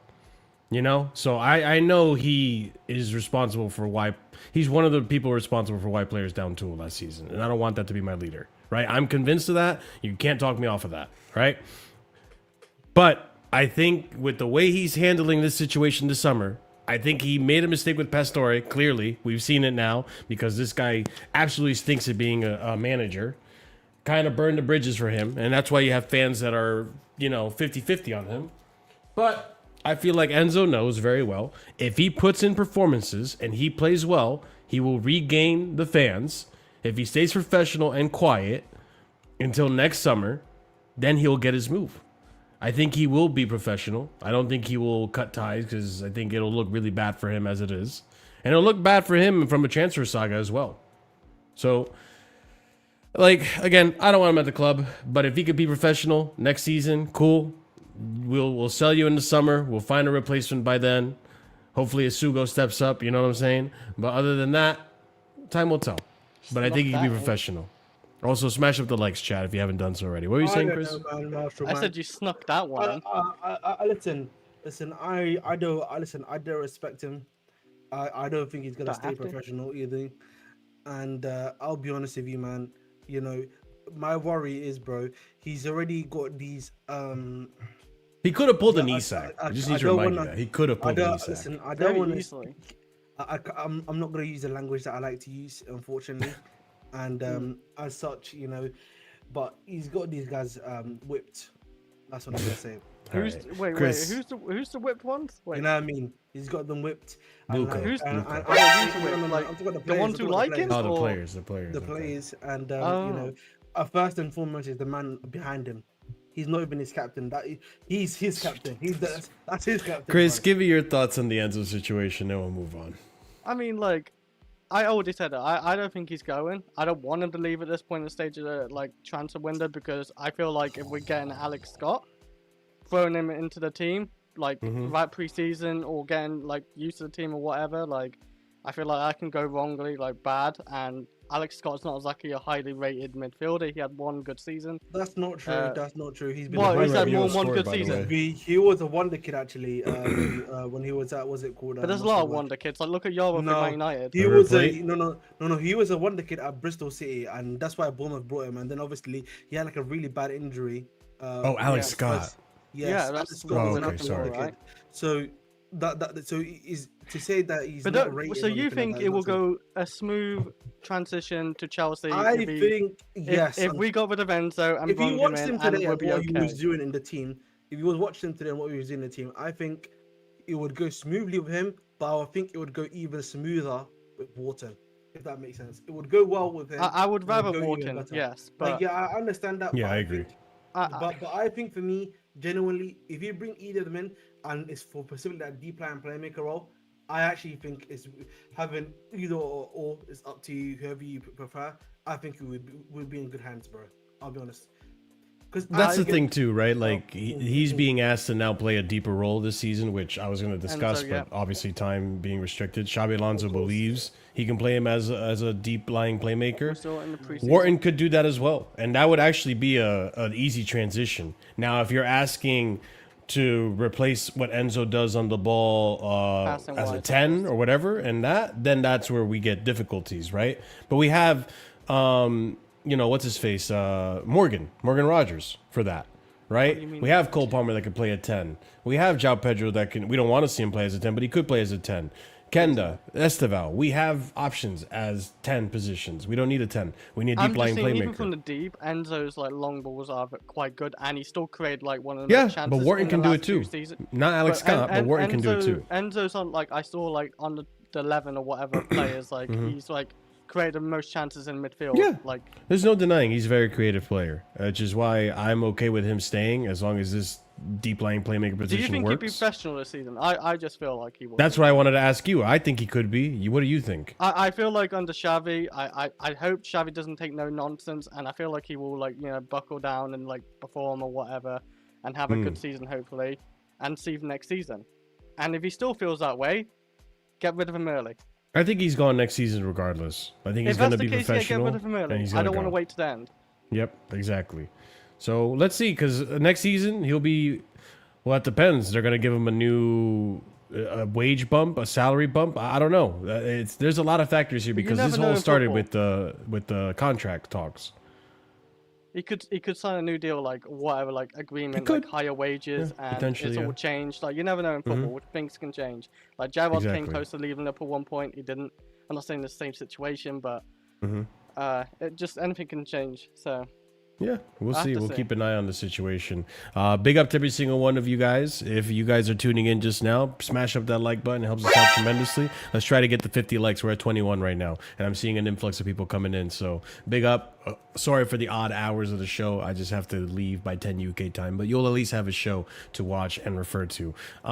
So this actually brings me to discussing other things like what's going to happen in the center back position. And to start things off, it's this first tweet right here, which is going to be in regards to some of the center backs we have to depart from this club, right? So Tosin and Axel Disasi are among those in the second group. It is also being used to build fitness for players such as Danny Welbeck, Jordan Henderson, as well as those who could go on loan, including Mikhailo Mudryk. Breaking, Liam Delap and Jackson are part of Chelsea's players who are training separately from Xabi Alonso's first team squad as preparations ramp up for the start of the season. So a few players to discuss there. We're going to obviously focus first on the defenders, but no more bomb squad, ladies and gents. It is now just the second team or whatever, Xabi Alonso's other training team, which, sure, I mean, it's a bomb squad. Regardless, we all know it's a bomb squad. It's the players that have to leave this club, and they're going to leave eventually, right? So they're not favored to be in the first team. I don't know how Xabi Alonso is going to integrate them to feel like they're still part of the first team, even though they're not, but that's whatever happens at Cobham, right? But that leads us to the first of these, which is going to be Disasi. So Disasi is officially gone on loan now, people. So, starts off with this first tweet, right? Fabrice Hawkins reporting earlier in the month that a verbal agreement reached between Crystal Palace and Chelsea for Axel Disasi to join on a paid loan with no option to buy. Disasi remains Palace's priority to replace Maxime Lecroix. Talks now ongoing with the player and his representatives. If an agreement is reached, Disasi will play for Palace this season. Just in, Disasi's close to a move to the Premier League club. Chelsea want £25 million, but may have to settle for a loan with an obligation or an option to make it permanent. The Athletic, Chelsea, Crystal Palace are close to signing defender Axel Disasi on loan from Chelsea. The loan deal will not include an option or obligation, but Palace to buy the 28-year-old. For Palace to buy the 28-year-old. And then here we go for Fabrizio Romano. Crystal Palace has reached a verbal agreement to sign Axel Disasi from Chelsea. Here we go. Understand Disasi is undergoing medical at CF Crystal Palace this morning. Loan agreement between the two clubs. CFC receive a loan fee plus the salary covered by Palace. So he will be back again at the end of the season. But Crystal Palace now have Disasi on loan. No obligation to buy. Same thing with Badiashile. I think it was an option to buy on Badiashile. Hopefully that does happen. And with this, we have what, Mamadou Sarr left or Anselmino left to offboard, and Tosin, which we'll talk about Tosin next. But I mean, as the Brick Nation's #1 fan, Ahmed, I think it's only right you speak on Tosin Nation. Park, here we come. Selhurst Park, here we come. You're gonna go become a Selhurst Park season ticket holder now? It's always a loan with him, though. Can't we sell him? Let's go, man. 25 million euros, too much apparently. Listen, obviously, I think it's a good move for him. He can enjoy himself there, get some Europa League football. It will be a good move for him. Good move for him in general, so big up to him. Who's the other? Did he mention someone else? Mamadou Sarr. So, Sarr and Anselmino will go eventually. Hey, he could be a manager under his French compatriot, Pierre Sage, you know? Ahmed is gonna shift to South London. I am in South London, mate. This is what we call in, but what we call in Battersea. Not London, South London. It's South West London, literally. Oh well, but either way, it's a good move for him. Hopefully he does well, and then he can get sold again. One more time. We said that about West Ham, right? Yeah, I know we said that about West Ham, but listen, let's hope he does well, and then we can move him on. But Mamadou Sarr, I think there was like a Saudi team that was trying to get him. Al-Hilal. Al-Hilal, right? Yeah, so, there's a lot of interest. I'm saving it for the next show. But, yeah. Listen, maybe that negotiation happens and stuff like that. Yeah. In regards to Tosin is gone. I just don't know which club it's going to be right now. That's the best thing to put. We'll discuss in a second. Chris, what about you? Any final, temporary see you laters for Axel Disasi? He will return. Loaned out constantly. He's our new Chalaba. That's crazy, bro. He's gone to Crystal Palace. Respect too, Chalaba, like man. Respect Chalaba, man. Didn't he already go to Crystal Palace before, right? Yeah, Chalaba went to Crystal Palace, yeah. No. I mean, Disasi. He had a loan to the Crystal Palace at some point, didn't he? No, he didn't. No. So Chalaba. No. I don't think so. Like, listen, I don't want to say that, I don't want to say you're getting your black guys mixed up, but this guy's a bit bigger. Huh? He's bigger. What do you mean by that? Disasi is bigger than Chalaba. I thought Chalaba's bigger. What do you mean by that? What, physically? Yeah, he's bigger. He is, yeah. More physically imposing. Chalaba is a bigger man than Disasi. He's a bigger man. Are you smoking crack? Huh? Are you on Spice? Are you on Spice? He is bigger, isn't he, Marshall? Yeah, he is. Yeah, okay, man. Speaking of other people who are bigger than both of them, actually, let's talk about Tosin, right? So Tosin, he's being heavily linked with a lot of moves, actually. But I think the other day, I just closed the tweet by accident. I think the other day, we were doing a show on it, and I was laughing because Tosin essentially got bitched by Marseille. Let's discuss it. So here we go. Nazar Kinsella reporting that Tosin is keen to remain in West London, but he is open to exploring opportunities elsewhere. Chelsea regard Levi Cole and Josh Achimpong as untouchable. Wesley Fofana is expected to stay. So Fabrizio saying Tosin, he also thinks is going to leave. That was earlier in August. So we fast forward 2 weeks later. Latest, Marseille have shown strong interest in Tosin Adarabioyo. For now, there's nothing in the works, but anything could happen in these next 2 weeks. He didn't make the squad today due to the number of players and rotation, according to Madame Muretto. And then afterward, I hear this. Marseille just reached a verbal agreement with Jean-Claire Todibo, as Santi JFM reported. Then Tosin Adarabioyo's interest is just a smokescreen. It might be... It might be. They may have just used Tosin to get the Todibo deal done. But good for Todibo. I mean, he might do better back in the French league because he didn't have a good season last season. The French league before he went to West Ham, by the way. I thought he was one of the better players in the French league before he went to West Ham. So that was 2 seasons before West Ham that he was doing really well in. That season before he went to West Ham, he was doing really poor. The Nice fans were having a fight with him. The Ultras had a fight with him. They were literally trying to beat the shit out of him. Okay, I'm not joking. Lovely. By the way. So, listen, like, he's not been doing well. What team did he come from again? Marseille, and I need you to understand, by the way, Marseille is worse, bro. I dare him to drop a stinker there, bro. The fucking Ultras there, man. They'll fucking shank him. No joke, bro. They'll fucking dig it and turn it, bro. Probably. Todibo, watch your back, bro. Marseille's not friendly to stinkers. Listen.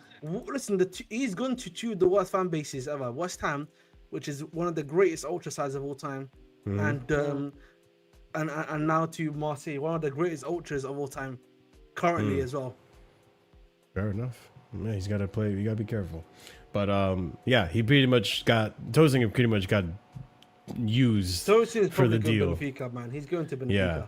Benfica makes sense, and let's talk about it. I mean, Benfica apparently showing interest to Tosin. The player is said to be enticed by the idea of reuniting with his former coach, Marco Silva.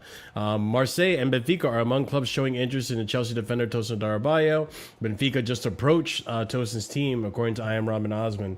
And last we left on this as well is that Leo Thomas, Aston Villa have an interest in Tosin at Chelsea as one of their potential replacements options for Ezri Konsa, who went to Arsenal now. So now Villa potentially also in the discussion for potentially, picking up a Tosin, who I think that's gonna be shit. I'm just gonna see more of what I saw this weekend from Aston Villa if Tosin's there. Would It'd you just be more sell Tosin comical. for pretty much anything?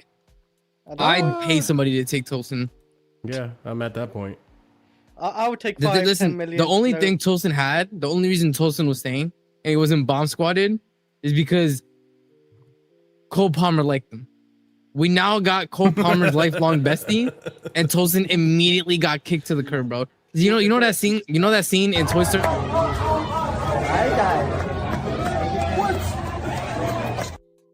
That scene in Toy You know Story, you were that, saying? bro. You know that scene in Toy Story 3, right, where the bear gets fucking thrown out because the new toy comes in. Yeah, man, yeah. that's fucking Tosin. He got thrown out. We got Morgan Rogers now. All right, we got real hoops. You can leave, bro. That's it. The Palmer's bestie gimmick is over. All right, You know Palmer's what, man? bestie gimmick You is over. You're doing- gone. I think Palmer you're didn't not form doing last it season, right, so man. I I think you're take it not that far. saying the right thing. Let's be honest, guys. Yeah, the reason why this is happening is because Cole Palmer ain't the big dog in town anymore, man. Yeah. He ain't got the juice like that anymore, man. They're not trying to accommodate to him anymore. If he's bro. the big dog, he could have saved him. No, we already got Morgan Rogers bestie, bro. That's really why, man. No, listen, we got a new alpha. Oh, in the he's got a team, bro. new best friend. That's what you're We saying. listen, we got a new alpha in the team now. New alpha. That's missing the 160 million pound one. Oh, you're saying Morgan Rogers is gonna be the new alpha in town? That's the new alpha in town, bro. Come on, man. Look at the money they spent on him, bro. We know who the new alpha This is true. So you're saying Morgan Rogers' goal on Monday? Is that what you're saying? I think it's gonna be too. I don't think he's gonna start tomorrow, personally. But You don't think he starts tomorrow? Interesting. it's I too think still early for him to Chelsea would. start. So what do you think think he is the double starts. 10? Esteban Palmer? Probably Hell something no. like that. It'll be. I Hell don't know no. it'll be someone else. But I think It won't be Neto. It won't be Tosin. I'll tell you Nah, that. Neto's gonna be wingback if anything. Yeah, he played right wing back Navy and Plestra left wing back. You know who else it won't be? I'll tell you this for free. It won't be this guy, Essugo. So What? yeah, no, it won't be him. It won't be him. It won't. Wait, he might go Essugo. to Hornlow? Yeah, Yeah, They want to so, get rid, bro. Ooh, Nazar I didn't know that. Kinsella reporting earlier this week, breaking my heart. Dario Essugo was previously told he would be staying, but is open to a loan move because he needs regular football after an injury hit campaign. I don't disagree. He does need regular football. Those are some really nice Tell in moves. that preseason. Anyway. It's not baby Caicedo, man. People need to get Chelsea, over this. he's baby Caicedo, man. Chelsea have plenty of midfield options, even if Dario Essugo leaves, in order to get more minutes elsewhere. Xabi Alonso already has Moises Caicedo, Enzo Fernandez, Romeo Lavia, Valentin Barco, Jordan Henderson, and Reece James to choose from. So, considering Reece James a midfielder there. Exclusive from Ben Jacobs, Hull City are exploring a loan move for Chelsea midfielder Dario Essugo. Chelsea are prepared to sanction a temporary exit. Along with Premier League interest, a loan to Strasbourg is also an option for the 21-year-old. Dario Essugo would be open to joining Hull City on loan, but Chelsea prefer him to go to Strasbourg. It is also depending on what happens with Mykhailo Mudryk, who will leave Chelsea on loan and wants to push to stay in the Premier League. Leeds is still pushing for him. And I'll read the rest of it. Ahmed, I have a question, Ahmed. You've obviously been watching, the decline, death, and destruction of Strasbourg. Do you think it's the right move for Essugo to get sent there, bro? To the sinking ship? Yeah, It'll turn into a man. I actually don't think they were that bad actually against Marseille the other day. It's just that they got that red card and then they just capitulated. Like they had like a mental capitulation. That's legit Sounds what like us happened last in that season. game. Like, so, They're really Chelsea B, bro. yeah, they're literally, like the mentality was the issue genuinely. So I just think, listen, at the end of the day, him going to Hull, it's the same issue with Mudryk where is this guy gonna get game time? That's what you have to ask. I don't think he'll get game time at Hull. Come on No, now. the reason You have to get a why- guarantee, bro. Like, No, because the if problem they sack is- their manager, bro, a new manager comes in, it's the same shit that happened to Santos. It's not I mean, even he just that, got a bro. new What deal with the happens- manager. Our take might but be cooked. I It's can't not, lie. it's not even just that, bro. It's also the fact that what happens when it starts getting down and dirty, when the situation's a bit sticky. Captain Essugo gets down and dirty with the best, man. No, because you know what's gonna happen is they're gonna start playing the players they know that's theirs instead of like the loan. That's gonna be there next season. Yes, and we know that's what's probably gonna happen. That's why again, listen, unless you're getting guarantees, this guy's getting a week in, week out game, or like you put in like a mandatory 19 starts in the league, then The problem is Strasbourg, right? We only have one loan left. So we got to decide what's going to happen with Mamadou Sarr. I don't think he's going back to Strasbourg, right? But like regardless. Anselmino, we still don't know if he's going to stay at the team or not. They're saying him on loan. Ashenpong is another one that we still don't know if they want to loan him out or keep him in the squad He depth. needs to go on the loan. He does. No, I agree he needs to go on a loan. No. Is that he's staying. Yeah, no. My thing is, okay, for me, there's two ways of going about it, right? Now that we've genuinely are getting rid of Tosin, he is Achimpong is first off the bench for RCB position. Are you sure? Are you sure? Yes, I am, because Fofana is gonna be the first one off the bench for CCB. Yeah. And then Hato's first. So I'll tell you the exact order of the way it's gonna go. So it's gonna be Cole on the left, Lacroix central, and then on the right, Reece. what? On the right, on the right. It's gonna be On the right Reece is the thing is it's gonna be Reece, Fofana, whatever you want to say. For me, Achimpong is going to be first off the bench for those positions, so he's gonna get the game time. Like that for me is guaranteed. So I don't think that's an issue anymore. Fofana's gonna like maybe interchange for Reece or Lacroix as backup as well. No. I think And rotation. Because yeah, probably. But I think when we make defensive subs, Achimpong's gonna come on. I think he has a good chance of that. I want to see him start these like FA Cup, Carabao Cup games. Oh, for sure, for sure. I need him to have minutes, not like pity minutes. This is why I want him alone, because I want him to get better. I feel like my only issue with the loan is his family doesn't want him to go on loan, bro. Really? Yeah, that's what they said. That's what they said. Like apparently his dad is his agent, and from what we heard is like he believes that he's good enough to be a starter right now, or to at least contribute to the squad. So he doesn't want to go on loan. Who? Which for me is like Achimpong.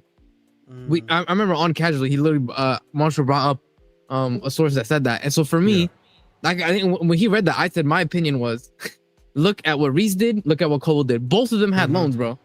And both of them had to have loans that like I don't Tamori, Tammy, all of them. exactly with all due respect, like I really rate Achimpong. I really rate Achimpong.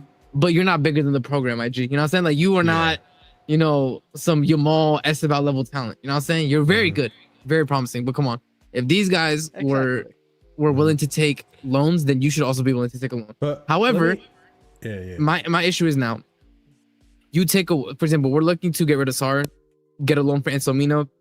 Like we are making moves to clear the way so that nobody is blocking Achimpong at all. That's fair. So that's why for me, like they're showing him like, yeah, we want you to stay, we want you to get substantial minutes, so we're going to clear your pathway if that makes you more comfortable, and that's what they're doing. I hope that's the case, and it does make sense. He will get playing time. What bothers me a little bit about the Essugo one, we're probably going to see him this week. I don't disagree with the Essugo loan. I do agree he had an injury-ridden season last season. You could tell like he's a little off.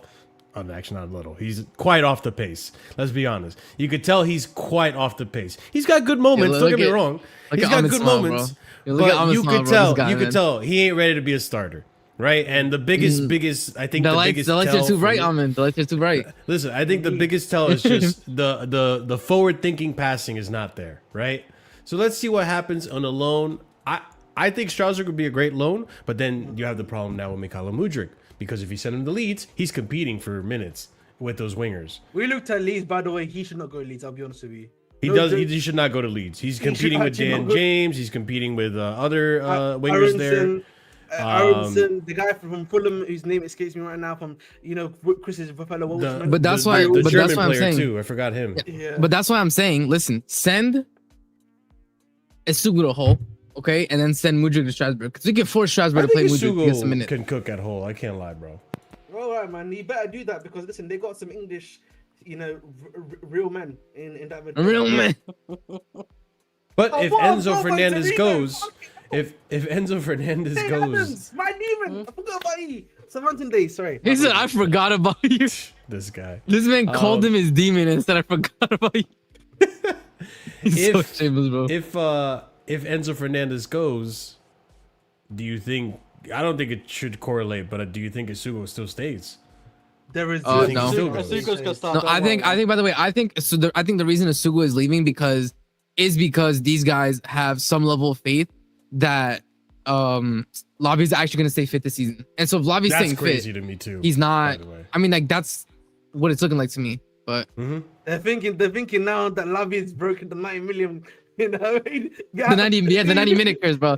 Yeah, the 90-minute curse. Was it August 8th? He's ready. Oh He's my ready, god! By the Jack. way, I just saw the goal. Ahmed, that shit was nuts, bro. That's He what I'm saying, whipped bro. around first time in the air. That's crazy. He hit that nice, bro. Yeah, AC that shit, Milan? bro. Yeah, no, Torino. Ah, okay. Torino scored the goal, yeah, but bro, now that was crazy. I personally think, yeah, again, I said this before, him going, I think for me, in my personal opinion, the current theory that I have right now, that Essugo is leaving, is that it must mean that Enzo, whatever's going on with Enzo Fernandez behind the scenes, something's clearly going on by there. So you know what, Ahmed, you bring up a good point. So let's say tomorrow, right? We get the lineup. Enzo isn't starting. What are we saying? That's probably I think that- in I strong think that's indication the move is No. happening. If he doesn't start, it's only one of two reasons, realistically. Okay. He only had his first preseason start Yeah. against Finky, right? Let's be honest. Okay. So Oh, if probably he that doesn't might be- start. Yeah, if he doesn't start, right?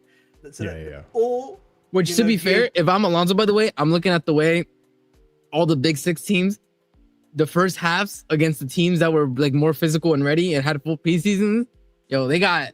I'm not gonna lie, man. It was. You got started preseason. I'm not. Sorry. Yeah, like Yeah, the bro, tell you like the relegation and mid-table clubs, they like that had full players, full preseason. They're on Premier League pacing already. Like all the big teams with the Yeah. players coming back, you could tell, man. It's slow. I'm gonna be honest. What's his name? I don't know who was the other 10 that was playing for us when it was Palmer, Joao Pedro. Who's the other guy that was playing in the 10? That's a great question. I forgot Loki. Yeah, whoever that is. that's gonna have to start. Rogers. No, it wasn't. No, it won't be before. Rodgers. Who was the other 10 that was playing? Because Wait, Palmer was there okay. the whole season, the whole preseason, bro. Let me see. Okay, against Milan. Essugo, right? Not Essugo. I'm sorry. It's not Essugo. Essugo. Oh no, he played Joao Pedro. He played Joao Pedro double 10, and he played Welbeck up top. Oh, true. Yeah. Yeah. And if Volberg's fit, he'll probably play him. Mhm. Which isn't a bad option, I'll be honest. It's not a bad option, but we all know that. We want- all know who's want meant to Joao be- Pedro as 10, yeah. Yeah. So we'll tell. I mean, speaking on that, actually, I'm glad you guys brought that up because this helps me transition over to what I want to talk is about the strikers, right? So I'll start off with this because this kind of set the precedent for everything that's going to happen now in this segment in regards to Jackson and whatchamacallit and Delap, right? So Nicolas Jackson. first thing that came out a few days ago, Emegha will stay at Chelsea this season. Latest from The Athletic, Emegha is back in training after picking up a hamstring problem last month and has now been determined that he will be part of the squad after some uncertainty after completing his move to Strasbourg. So he's confirmed in the squad now. Welbeck, Emegha, and Joao Pedro. Those are our three strikers going into next season. No more room for other people, right? With this being said, this is what we get. The Athletic reporting here that this is not just a case of offloading personnel to raise funds. With no European football on offer, it is important that Chelsea get numbers down to a manageable size so there are not too many frustrated individuals in the camp due to lack of minutes. Let's get to talking about Nicolas Jackson then. So, first things first. Everything is kind of relying on this move, right? So Ollie Watkins out of Aston Villa squad today as talks are underway with Al-Hilal. Al-Hilal will bid again and confident to get the deal done as Watkins has agreed personal terms with the Saudi side. So if Watkins goes, potentially Aston Villa now come into this deal and try to get something done for Nicolas Jackson, who is trying to be sold. No loan. We're trying to clean slate and get this guy off the books, right? So Napoli have asked about Nicolas Jackson according to DiMarzio. Then Matt Law saying that Chelsea are braced for Aston Villa to approach for a £65 million striker to Nicolas Jackson. Another reason too it cannot be a loan is because they already have Garnacho on loan. If they go for Jackson, it has to be a permanent. Atletico Madrid have long held interest in signing Nicolas Jackson, unlikely to meet Chelsea's conditions at the minute and need sales anyway. Amid a £65 million asking price, Aston Villa are also keen. Crucial days ahead of Nicolas Jackson to leave Chelsea as club working on it behind the scenes. Aston Villa keen since August 2025 and still there if Watkins joins Al-Hilal. Atletico Madrid also interested and in active talks. Spurs and Napoli had called, but CFC only consider permanent exit. One to watch until the end. And I don't think Spurs is going to happen now with Marmoush now being signed as well. Just in, Nicolas Jackson has said yes to Atletico Madrid and prefers them over Aston Villa or for any other options in the Premier League. Atleti is the player's priority, but Chelsea prefers to sell to Aston Villa and awaits their bid. Atleti are now waiting to see whether Chelsea change their strategy or whether they ultimately decide to make a definitive move for one of the other names on their list, according to Marca. Then Madrid director Matteo Almani has flown to London to meet Chelsea in an attempt to loan Nicholas Jackson. Atletico have advantage of Jackson wanting to return to Spain. The doors are closed to a loan deal also for Nicholas Jackson. He's only available on a permanent deal, according to Fabrizio Romano. Chelsea insists permanent deal for Jackson. Villa want him if they sell Watkins, plus Atletico Madrid calling every day. Al-Hilal views Chelsea's price for Neto too expensive, which we'll talk on another day, and Chelsea would consider permanent for offer for Gittins. Only listen to permanent offer for Gittins, not someone they're looking to actively sell. We'll talk on Gittins maybe later today. But that's on Delap. So let's just focus in on Jackson right now. Jackson. Can I say two things? Yeah. Talk to me. I'm glad the club has basically said, listen, it's either got to be brought. That's it. Like, I think that's credit to the club for keeping that. Plain don't fly backward, man. Yeah, I think secondly, when it comes to Emegha, unfortunately, EPL tough. I was wrong, and you was right. Okay, low key. About? This is the second time you've done that today. What's going on? Talk to me, Ahmed. Who is after you? Blink twice if you need rescue. I don't need rescue, but okay. Low key, I think it's a weird movement from Ahmed. EPL turf probably is right when he in terms of the fact that we should probably keep Jackson. I actually am of the view, rather than having Emegha, we should probably keep Jackson to play in one of those double 10 or so, a backup striker roles. Even if they offer 60. Rather than keeping that 60 mil, because I think honestly that might be a better option for us to have low key. Yeah, but Jackson, the issue with that is Jackson doesn't want to be a bench player, bro. Like that's the biggest issue that we have, bro. It's like it's not us. It's not us. Like I'm telling you right now, Ahmed. If Nicholas Jackson, was okay with the bench role, the club wouldn't be looking to move him on. I'm telling you that right now for free. But the fact that Jackson, he doesn't want to fight for his place. He wants to be a starter, which is why he doesn't want to be at Chelsea. But then why do you go to Bayern? Because you know you're never going to be a starter. Because that was like a 1 year thing. You know what I'm saying? But now he doesn't want to do that anymore. That was reported super early in the window. Nicholas, we kind of figured that out. He wanted to be away from Maresca. You guys know my opinion, yeah. But Nicholas Jackson's demon was posh, bro. The Emegha is too injury prone. I agree. This stuff I brought up to you last year. I don't disagree, bro. This guy is too injury prone. Glass player, but bro. If you manage his minutes, you don't think anything could happen? Because he was the reason last season went as the way it went for Panicelli was because Emegha was injury prone, right? But Panicelli was there to be as a backup. He rose to stardom, kind of. And Panicelli took his chain, bro. Yeah, but when Panicelli got hurt, Emegha stepped up too, and he got hurt again. But like, I don't know if you manage his minutes, because it's gonna be Joao Pedro. Maybe it's a different story. I don't know. This is the thing. Like, I agree with. I'm like, if Jackson was happy with the bench role, with the supplementary role, I'd be very happy to keep him, because I think to get the level of being able to turn and and actually carrying the ball into dangerous areas, I don't think that there's many players that we could get right now in the market that would be equal to Nicholas Jackson. That wouldn't cost us a shit ton of money. I'm just gonna be honest with you right there and then. And this is me talking about his positives. The issue with Nicholas Jackson obviously is as a 9, the minute he enters that penalty area, his brain goes to 0. Negative. It turns to goop. Yeah. It turns to gray matter. So so as long as we're keeping him in the double 10 role and keeping him outside of those areas, he's actually has things to contribute to the team. My issue is, like, if he doesn't want to do that, if he's gonna have a sour ass face being on the bench, then we have to move on. It is what it is. And another thing that I would say too is I know you didn't bring this up in the tweets, but the fact that Atletico Madrid came to us and it's like, we want him on a loan, but you're covering his salary, you could fuck off, okay? This whole Atletico's calling, they did say that was reported. Like, the Atletico, I remember because I sent this to Ahmed and I'm like, these broke bitches need to get the fuck out of my face and stop playing with me. They called and they're like, yo, but you guys are still gonna cover the salary, right? Go fuck yourself, Atletico Madrid. Actually, go fuck yourself, bro. You know what they're trying to do, by the way, Marshall? Yeah, Atletico, they're doing the humiliation ritual on, like, what's his name? On Julian Alvarez. Yeah, bro. Bro. They're doing the Game of Thrones shame. Shame. They're trying to essentially they're trying to get him to go to Arsenal. That's what I actually feel is happening. They're trying to force his move to Arsenal so they can probably bring in. But Julian Alves would actually rather kill himself than go to Arsenal. Let's be honest. Yeah, that's what's going on right now.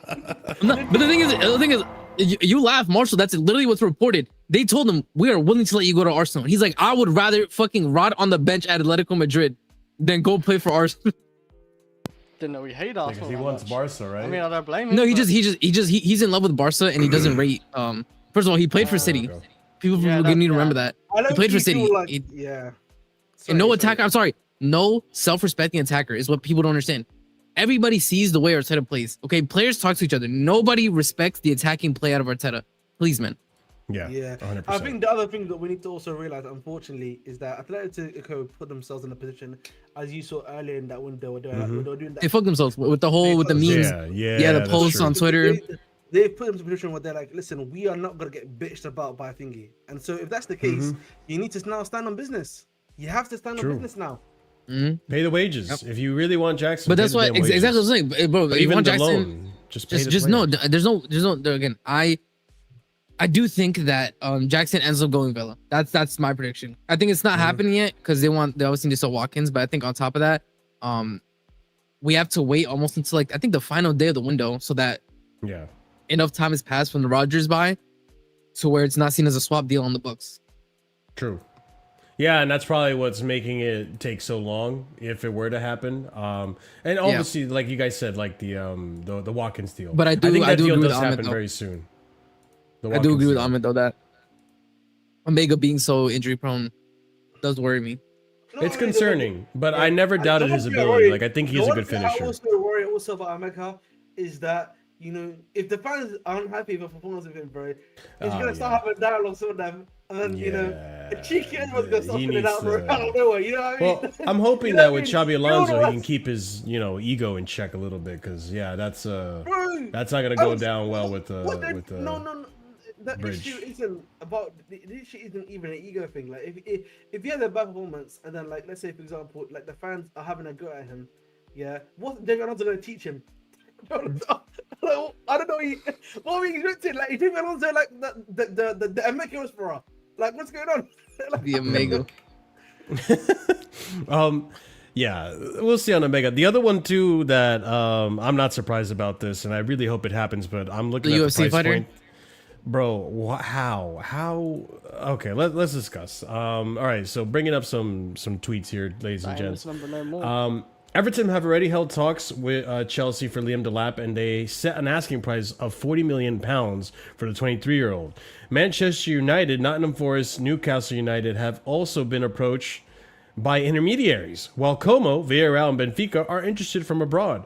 A move back towards North England is particularly appealing to Delap. Chelsea fully expect him to have left Stamford Bridge by the end of August, according to Graham Bailey.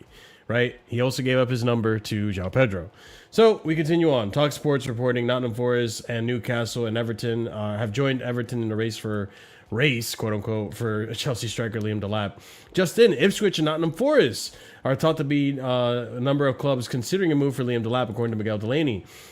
Chelsea requested €10 million, 8.5 million pounds from Como just for the loan of Liam Delap. Like, what the fuck? Okay. Chelsea so Como are pushing.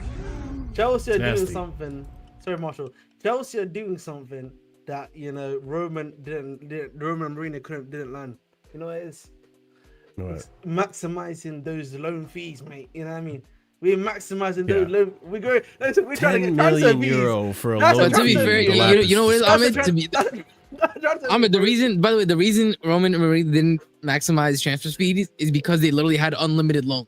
Like now you have limited loans, but when you had unlimited loans, these brothers was sending in two buses of starting 11s to everywhere outside of England, bro. Like, let's be honest, Ahmed. That's what they didn't care about the fees. You know what? That's facts, man. Facts. Bro. That's facts. I'll tell you right now. Like, if in this era of having the limited international loan spots, bro. Like, I feel like they would have maximized it more, but it's €10 million is crazy though. RSM for this player. Just on the loan is insane, bro. I wouldn't. Also, I would if they offered £10 for the loan of Liam Delap, I'd say yes. gonna be Chelsea honest, want man. over 50 £10. million pounds for Liam Delap, and multiple Premier League clubs are keen, albeit it remains to be seen whether they are prepared to pay that price. Okay. Chris, it's crazy shit, bro. I think he's worth We- 50. No. I'll be honest. I think what's gonna happen is someone's Just gonna break pay even, 40 for him. Chelsea. No. I Hey, think yeah. someone is gonna be desperate to pay that money for him, and because he's the last year in the transfer window. You look So at wait, how so what were the clubs teams- again? It was what? It was Forest and what? Who Forest, else? Everton, Ipswich, Newcastle. That's Forest it as and far as I'm Ipswich? I aware. guarantee. Apparently, you- Benfica were interested Who too. needs, I who which needs is a 9? Who crazy. needs a 9? Who needs a 9? Who needs a 9? Ahmed, Forest if need- he Forest goes, need a Ahmed, 9. I'm joking. I'm not even kidding. Forest need a 9, bro. Like No, I don't know. That's what I'm fair asking you. Yeah, Chris Wood, fair Chris enough. Wood is my guy, but he was missing chances for fun, bro. So He's getting Oh, he's slowing down for sure. Chris Wood, Yeah. Chris Wood wash era. I hear it. he was hitting the post too many times, bro, for my liking. But So, Marinakis you need act to like- sell. They're not but trying to Ahmed, sell. there's 100 strikers out there, and Delap hasn't really showed anything special to a lot of strikers, like to be warrant like 50 million. I To be can't fair, see like Delap it's one of those things where maybe 35. like a team would be willing to maybe take a punt because they look at what they did with Ipswich and in their mind it's like, okay, Chelsea play more possession based. Chelsea play low blocks. If we play Liam Delap in the relegation style football that he was Way good in with counting Ipswich, yourself. maybe we can get something out of him. If we get 40 million from Ipswich after they What we saying? What we saying? What we saying? That Yeah, might but, be like, insane. before we bought him, he didn't That's look insane, that bro. Then I would accept the accusations of us cheating Even because that's before we crazy. bought Bro, him, he we didn't look are that scamming, serious bro. and- It's scamming different. That's For scammers- crazy. Mr. Nice Guy, I know I would agree with you, but he's not even played Eagle Jesus, bro. He's not even playing him. What were you saying, Chris, before? No, I'm just saying, like, even before Chelsea bought him, he didn't look that impressive anyway. Like, even with a smaller team, counter attack. At Ipswich he did. he had like what? I mean, he 10 put up- goals, he put up- two penalties. He put up some promising. promising. He put up some promising numbers, and because the release clause was so cheap, that's why we took a. That's why we wanted to take the chance. I don't think- I don't complain that much. So I'm looking at some of these teams, right? Like, I don't think Newcastle are gonna go for him because they have Wisa, they have Voltamata still, I think, on the bench, right? Yeah, I He doubt didn't it, go anywhere. especially off today's performance. I doubt Newcastle was gonna do anything. Yeah, I don't want to like, bring in Delap to ruin all that. they'll be Exactly. fine. They'll make do. Let me look at Everton. Like, does Everton look like they need like? Hey, Are they still using taking some Beto? plays Is for Chelsea. this Bro, still Everton, their number one? Everton was cooking, bro. Everton cooked Crystal Palace, bro. My God. Yeah, I mean, I'm gonna be KDH honest, was. I actually disagree about that one. I actually think Crystal Palace played pretty well. They had a lot of good chances too. They have Barry. I I didn't wanna watch that game, I'll be honest. It's like Crystal Palace actually had good chances in the first half. Their problem, I'm not going to lie to you, with Crystal Palace was the fact that Mateta, bro, he's taking them to court because he wants his contract to be terminated. I don't know if you guys. Oh, I, yeah, I did true. see that. I did see that. Yeah, But the court said we don't see any reason to terminate it. So he clearly does not want to be there, and he's basically, bro. Some of the chances that brother was missing, bro. Yeah, man, he was. He said it was guilty. suspect. It was a bit Bandulu a He's little bit. guilty. He's guilty. That's what I'm gonna say, man. He's guilty, bro. That's all I have to say on that one. He's But and I think, listen, losing Ishmael Assar is a big blow for them potentially if he goes to Galatasaray. By the way, Oh, Crystal Palace. yeah, Ishmael Assar. 100%. That's 100% if they lose. Listen, Sarri, I'll it's a be big honest, blow. man. From a Chelsea perspective, man, I'll take that guy any day of the week, man. That's my demon, man. You know, man. I like That's Sarr. wonder kid. My do like demon, my Sarr. God. Ahmed and his demons, bro. But yeah, Everton have Beto off the bench. So I guess Beto, brother, if too. if Delap wants to fight for the Beto spot, maybe Oh. he wins it. I The don't thing know. about Like, Beto, I think last year, if you look at not Beto, sorry, Beto, they're probably going to move on Beto, but Yeah, Barry he's getting old, last bro. year, well, at least what happened to him was that he was hot and cold. So maybe they're looking for someone that can at least compete with him. I also know Yeah. the fact that obviously at Everton, they like to play sometimes like the two striker formation. I would assume Mhm. And that's what what's his name likes to play. Some their manager whose name escapes me right now for some reason. I don't know why his name escaping me right now, but because I know this guy. the Crystal Palace Moyes. manager, or Moyes, David Moyes, Moyes. like- Yeah, yeah. David Moyes. Sometimes Moisey. Moyes like to play with 2-man step. That's who messed up. Yeah. So I mean, listen, there's a potential move, but I don't know. 50 million pounds for the sale of him is. I think I he'll don't go it's gonna 40 million, happen. but it will be 40 M's, bro. I think Yeah, 40 I million. think- I think we set the 35 price. if he goes. And I don't know if you guys touched on this yet, but I did want to talk about another attacking because I genuinely have a theory about it. I said it before as for well, which is Neto, because he's the Oh, other yeah. attacker that's also potentially heavily linked away. I think we set the price so high on Neto, one because of the market. Like I think when you look at some of the wingers that have gone this market, Look at Sabino. yeah, probably. 85. But also that's what I'm saying. And as much as Neto is a massive bum, he's done way more in the Prem than Savinho. I'm sorry. He does. Neto's worst season still had more GNA than Savinho's. His work rate is very good too. Yeah, and this is going to get to my point is I genuinely do think that Alonso really liked what he saw out of Neto preseason in the wingback role. He genuinely liked what Neto was doing. I agree. And so Alonso said, you know, Alonso said like out of like Garnacho, you know, Jackson, Delap, etc., all these attackers that we need to get rid of. He probably said, listen, Neto's the one I would want to keep the most out of all of them. Like, I think he has something to provide for us. So set the price high. And if somebody's willing to hit your evaluation, okay, but don't settle for anything less. I think that's why we stood very firm on the Neto price, because Alonso thinks that there's a good rotational piece in there at worst. You know, like the price is being set at 100, but don't you Ahmed, you're reckon muted. that's Ahmed, you're muted. like 70 million? Sorry, to be fair, guys, like, listen, if Martinelli is looking like he's on his way out to Al-Hilal, if he leaves... Might as well do this then. Hold on. Let me get this segment going. So, no. So you're saying if Martinelli goes Al-Hilal, then you're saying there's a spot open at the other club in London? But Arsenal's not gonna pay. Arsenal's not gonna pay what? We were quoting Al-Hilal 100 million. Yeah. We'll probably accept around 80 though. I'm not gonna lie. Yeah, I won't do like 80 for them. Yeah, Let's actually get into it. EMs. So just to get people up to speed, Al-Hilal have scheduled new direct talks with Chelsea to discuss Pedro Neto deal this week. Financial proposal already sent for the winger and his camp. Told Al-Hilal starting point for Neto is more around £60 million, despite being valued by Chelsea at close to £100 million mark. Talks are expected this week, according to Ben Jacobs. Al-Hilal consider Pedro Neto too expensive, right? According to Fabrizio Romano.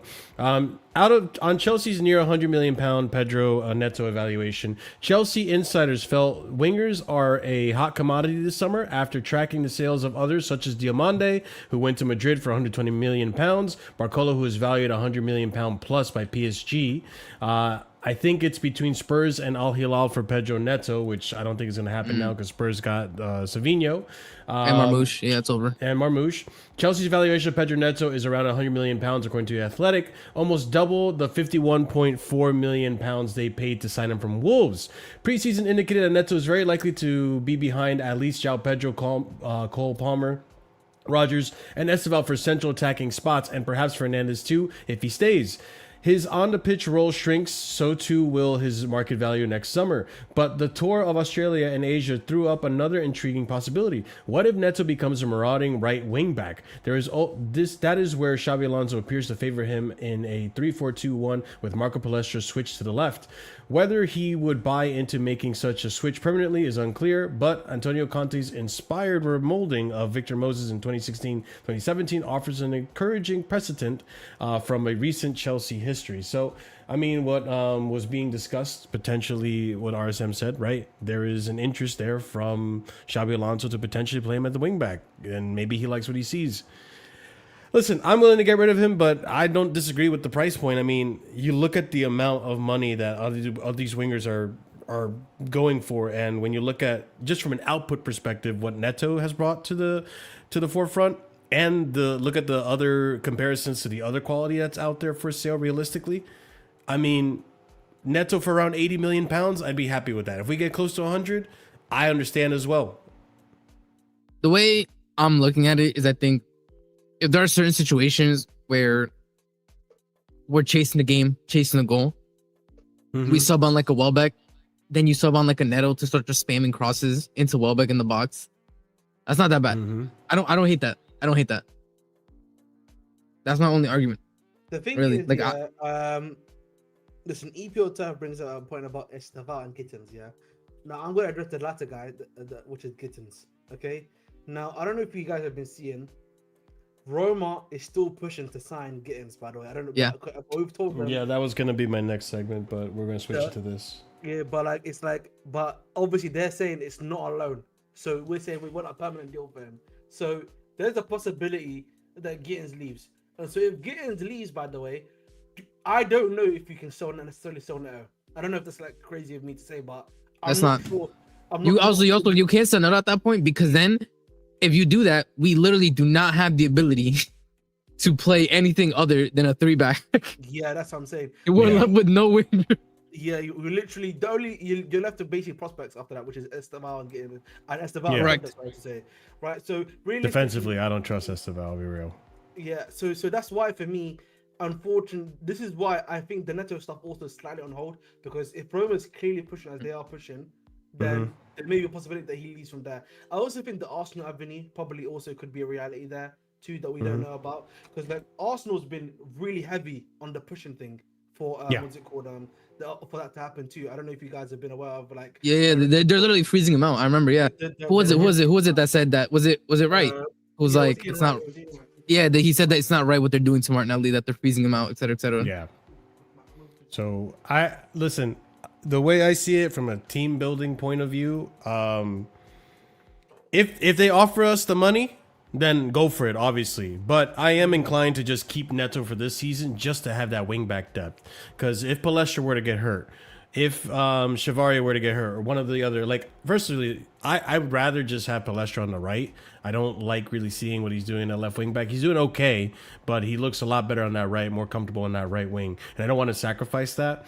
But as a backup rotational piece with Neto, I think I'm okay with it until next season, when we can get a little bit more depth. We can see where we need to, find more positions, or where we need to reinforce.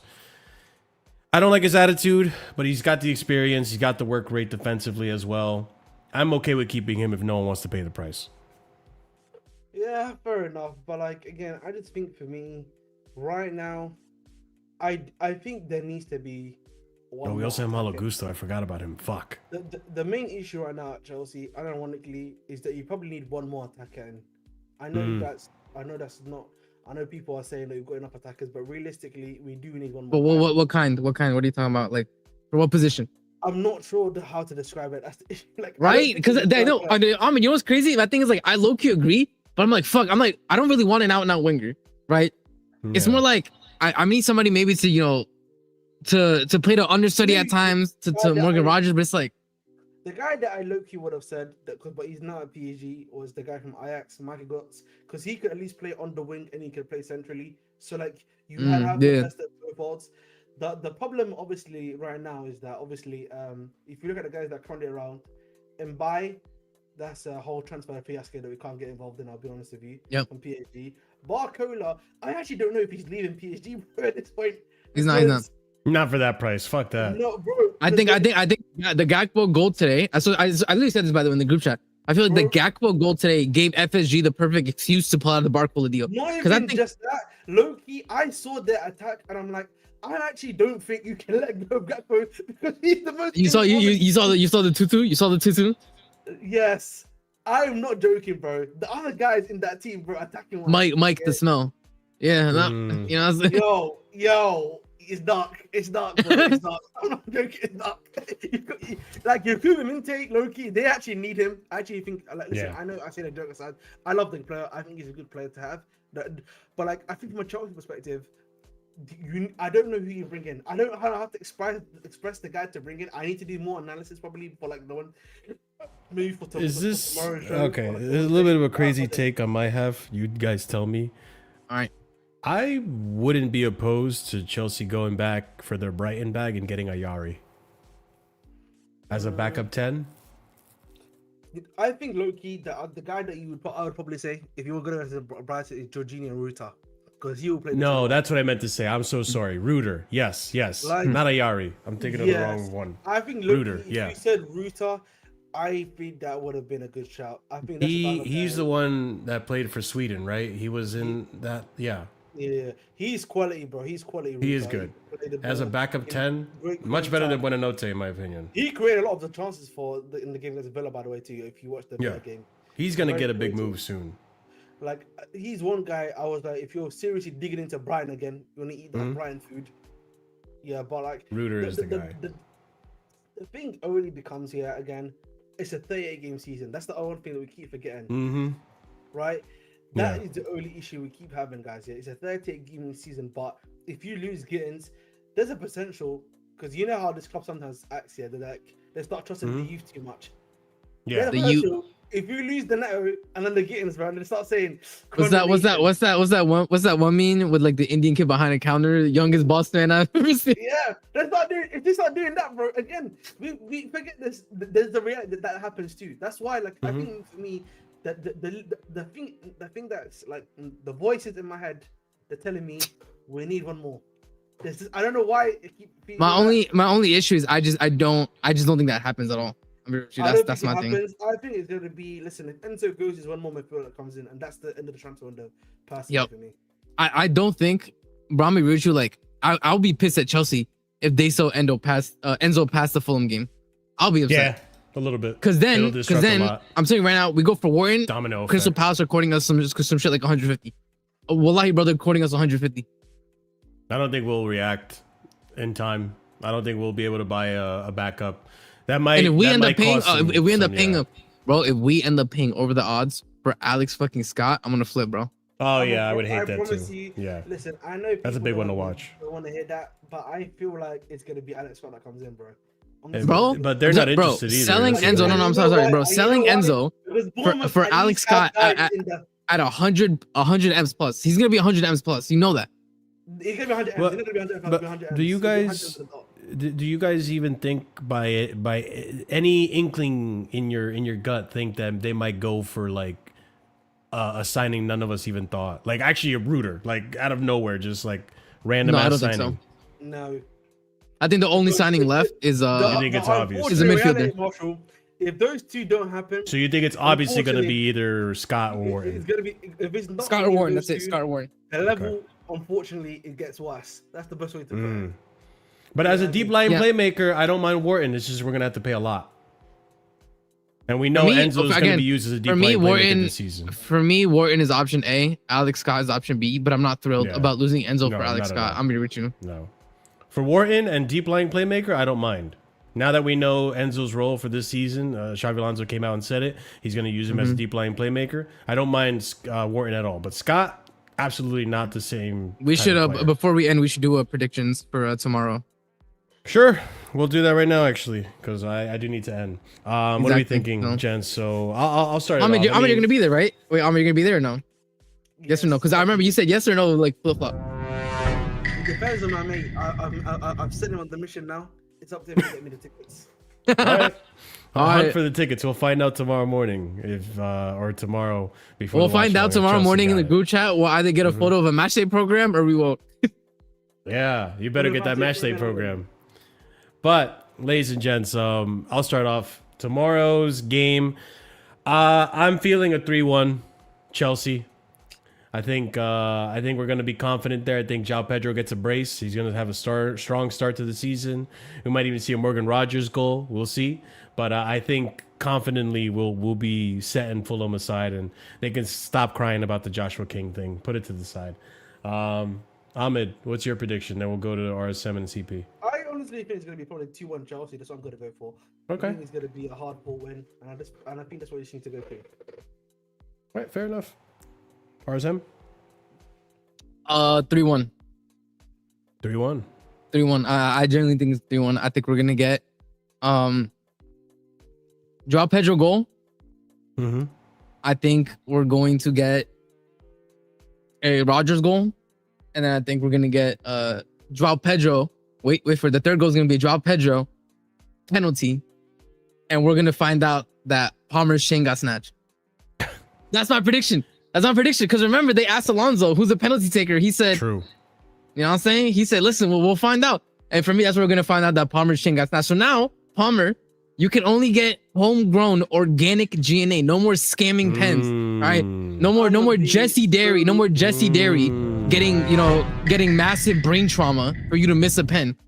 No more of that. I'm gonna be so serious. Yeah. I'll never forget, bro. Wallahi, bro, my head was so gone. I watched Jesse Dairy almost die on the pitch for Palmer to miss a pen. Bro, my head was gone. Last season was dark, bro. I'm so serious when I say this. Yeah, if I don't see a goal or assist every 2 games from this guy, get him out of the club, bro. I'm telling you. No, but the thing is, you know what?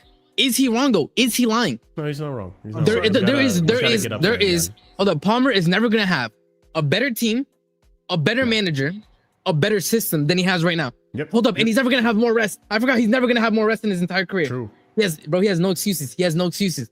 Zero excuses. I'm sorry. We're not doing the you know that video where he's like where he's talking about like that playful shit. The young guy that just got to the Buffalo Bills. With the cook. It's over, bro. We're not doing exactly. The Cam Newton video. I know you talk about Exactly, Cam Newton video.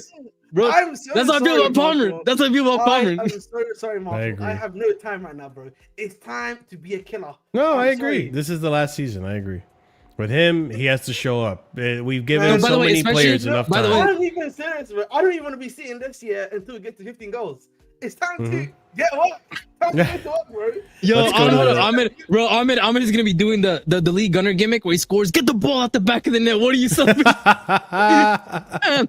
CP, let's get your prediction. Let's wrap up today's show. What are you thinking for tomorrow? 3-0. 3-0. We keep a clean 3-0. sheet. By the way, wallahi, we need to win. We cannot be in the laughing stock. Too much shit has happened this weekend. No. Bro. Too We much shit can't. happened this weekend. And now We I'm need seeing to win. I'm seeing Gary Neville say that we're gonna finish second. How did we go from the laughing stock to maybe top 4 and then Seriously. we haven't even kicked the ball yet? haven't And even game played. week 1 We we're haven't. getting second. I don't know how I feel about Jamie Carragher backing us this season too. No, It's so like, get, they're at gonna least be at least fantastic. Carragher backed us before this weekend. Yes. G Neville I think was giving us 4th or 5th, and now after everyone's played besides us, now we're at second, and we haven't even kicked the ball in game week 1. The change-up is crazy. The It's change-up is crazy. crazy, bro. So you're saying we're gonna win 3-0. I'm saying 3-1. RSM is saying 3-1. I think. Yeah, 3-1. I Right? said. And then Ahmed said 2-1. So let's see what happens. Hopefully there's no mud on our face tomorrow, no pie on the face. Hopefully we're good. We can banter on American Waffle, which is gonna be tomorrow. So tomorrow, watch along, probably a quick match review, and then I gotta redirect over to American Waffle. So like 3 streams back to back for me. So be on the lookout, guys. Subscribe to the channel if you haven't done so already. Smash up the like if you haven't done so already. Today, 2-hour quick one because I do have to bounce and head out. But next one, we should be good to go. We'll do the full 3 hours. We'll catch up on a lot of shit because the transfer window is coming to an end. And a lot of this news is starting to come in thick and fast. So keep an eye out for that. Smash up the like I said, people. If you're a member, big up to you. I appreciate it. If you're a proper casual and higher tier member, we give shout outs at the end of every show. And that's going to go out to A. Soliman, Adrian, and EE. Big up to you guys. We're going to raid out to Football Carnage, who's doing the watch along for Barca, the hate along. So we'll see if he has what's the score right What a now fraud, for that man. game actually. It's 5-0, bro. They're getting ran over. Barcelona's losing or No, Barcelona's winning 5-0. oh okay. They're doing Well, there you go. highline for life, bro. Listen, I knew Anthony Gordon was gonna cook because look at the highline they played. Boy, he has so much space. Yeah, he has so much space, All bro. right. But yeah, got big up, free guys. game also. Copy and paste the raid message. Let Football Carnage know where you're going. He's having a very unsuccessful hate watch, so go clown on him for that. And we'll see you again very soon, guys, tomorrow for the game. Be here. Stay tuned. Let's have some fun and stay casual. And as always, guys, don't forget. Good night, guys. Pajita and sleep. Jerk off? Oh, but he didn't sleep. Yeah, and sleep.